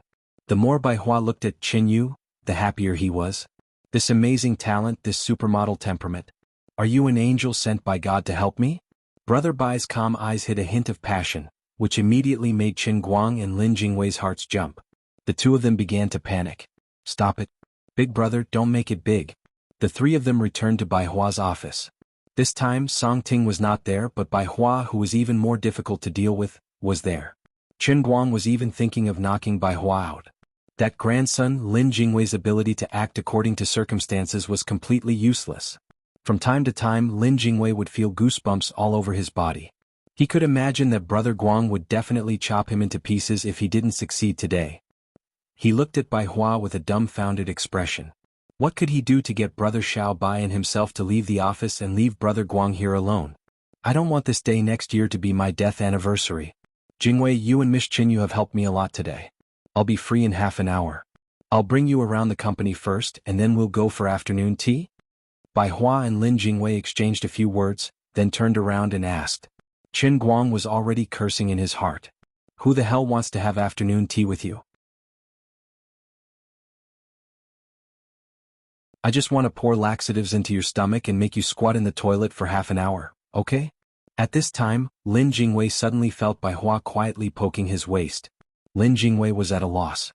He first looked at Qin Guang, who was pretending to be bored to death, and then turned to look at Bai Hua in confusion. Bai Hua winked at Lin Jingwei. Lin Jingwei was afraid and at a loss. Brother Xiaobai, what's with that lecherous look? Don't scare me, I beg you, don't scare me. What is it? Lin Jingwei had no choice but to lower his voice and cooperate with Bai Hua's sneaky behavior. Bai Hua wasn't in a hurry to answer him. Instead, he took a document from his desk and stuffed it into Qin Guang's hands. He said, Miss Qinyu, this is the corporate information of the Tianjin Group. Since you want to understand our domestic company, take a look at the information first. I'll take you to the various departments later. Qin Guang took the document with a cold expression. He looked like a supermodel, but he was afraid that he would vomit if he spoke too much. Come with me for a moment.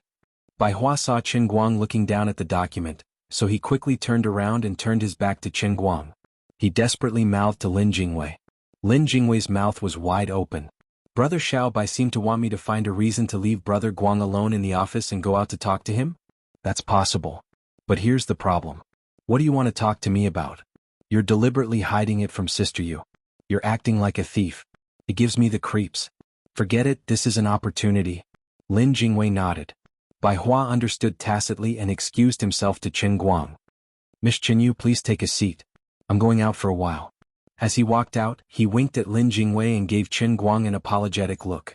Qin Guang felt goosebumps all over his body from Lin Jingwei's gaze, while Lin Jingwei exchanged a glance with Bai Hua, showing that he understood what Lin Jingwei meant. After Bai Hua closed the door, Qin Guang cast a puzzled look at Lin Jingwei. Lin Jingwei met his eyes, then his eyes drifted to the glass display case. He clenched his fists and made a cheering gesture. Ouch, my stomach is a little uncomfortable. Sister Yu, I'm going to the bathroom. You can sit by yourself. At that moment, Lin Jingwei felt that he had reached the peak of acting in his life. He was truly an invincible two-faced actor. Although Qin Guang didn't know why Lin Jingwei and Bai Hua were acting so strangely, he still met Lin Jingwei's eyes. His gaze was firm. Everything was said without words. You go, leave it to me. As soon as Lin Jingwei walked out, Bai Hua, who had been hiding nearby, closed the door with lightning speed. He pulled Lin Jingwei and said, Come with me. I have something to ask you. Lin Jingwei was so scared that his face turned pale. He began to pray in his heart. Please don't let it be like what I'm worried about. I'll just deal with it when it comes. What will come will come. I can't stop it, so I'll just stall for time. Lin Jingwei's pace was extremely slow, but Bai Hua was very anxious. He pulled Lin Jingwei again. Don't dilly-dally. Walk further. It won't be good to keep Miss Qinyu waiting for too long. What's the matter, Brother Bai? Just say it, I'm not used to your bashful look. Lin Jingwei was dragged into a small meeting room by Bai Hua. Bai Hua even closed the door like a thief. Then I'll be straightforward. We brothers won't say anything else. Let me ask you, where did you find Qinyu? Lin Jingwei shrank his neck. Brother Bai, what are you trying to do? I'm just bringing Sister Yu for a walk. Don't cause trouble. Go to hell. What kind of person do you think I am? It's not like you don't know that I only like Shiriyue. It's like this. I think Miss Qinyu is a rare talent. Didn't you say that she wants to return to work? I'm just right for her. Look, Tianjing's platform isn't small. I'm mainly in charge of the Middle East business. Her specialization is perfect. You didn't bring her here on purpose to send her to me, right? On the contrary, it was Bai Hua's turn to be confused. Lin Jingwei stared at Bai Hua for a long time. He couldn't calm down for a long time. Who the hell wanted to send someone to you? How the hell would I know that Brother Guang would suddenly speak Arabic? He didn't tell me about this before, but even I was tricked by him. And if I really wanted to send someone to you, I can't bring your love rival. I'd better dress up as a supermodel. However, Lin Jingwei was slightly relieved. It turned out that Brother Bai was only interested in talent and not beauty. Although it was quite deceptive, it was still acceptable. Don't daydream. Which university did she graduate from in North America? As long as she has a bachelor's degree, I'll immediately make her my assistant. She'll be on the same level as Song Ting. What do you think? Bai Hua continued, I can't explain it to you clearly. I value her not only because she knows Arabic. Just now, when she exposed Miss Lu, it's really not something an ordinary person can do. Although she seems to like wearing heavy makeup, which I don't really agree with, she's a girl. Everyone loves beauty. I understand. You even prepared a position for her. You can even tolerate the heavy makeup that you hate the most. Lin Jingwei sucked in a breath of cold air and shook his head violently. No. I can't. I really can't. Sister Yu's family situation is very complicated. She won't work for others. How can it be more complicated than our family situation? Have you really forgotten who you are after hiding your identity and studying in the 5 capitals for so long? Besides, Tianjin Group's platform isn't bad. She can totally give it a try. If one day she wants to start her own business, I can't stop her just because of you, right? She has such a good platform to familiarize herself with the local environment right after returning to China. This kind of good thing can't be found anywhere, right? Lin Jingwei stared at Bai Hua. If the person who came today was Brother Guang and not Sister Yu, he would have really been convinced by Bai Hua. Forget it. I knew you couldn't be relied on. I'll go ask and see what she wants. Brother Bai. Wait a minute. Seeing Bai Hua turn around to go back to the office, Lin Jingwei struggled to call out. Bai Hua didn't even turn his head. I can't wait. What's the most important thing in the 21st century? Talent? As soon as Lin Jingwei and Bai Hua left the office, Qin Guang immediately went to the glass display cabinet and quickly entered the password to open it. At the same time, he took out a Patek Philippe watch from his pocket, intending to replace the beam with the column. At that moment, he just wanted to get the watch in his hands as fast as possible and leave immediately. Then he would find a restroom in a nearby cafe to wash his face. 313626. Bai Hua's parents' birthday is on the right day. The screen of the lock said, loading, faster, just a little faster. Qin Guang stared at the lock and thought to himself, damn it, is there something wrong with this cabinet? It's already been a minute and you're still loading. Are you crazy? How could such a big company buy a fake lock? President Bai, with your wealth, do you really need to save money in this kind of place? As the saying goes, when it rains, it pours. It wasn't easy for Bai Hua to give him a chance, but he was tricked by this stupid lock. Qin Guang also burst into tears. He hadn't looked at the almanac when he left home this morning, so it must have said, E-residence, theft prohibited. Rebooting, damn you. You're tuning in to the Han Li's Wuxia Chronicles YouTube channel. We're so grateful for your support, and don't forget to subscribe to join us on this incredible journey through captivating stories. Your generosity through donations truly makes a world of difference, as it's the primary source of revenue that allows me to expand and enhance this channel for you. Thank you from the bottom of my heart for being a part of this adventure.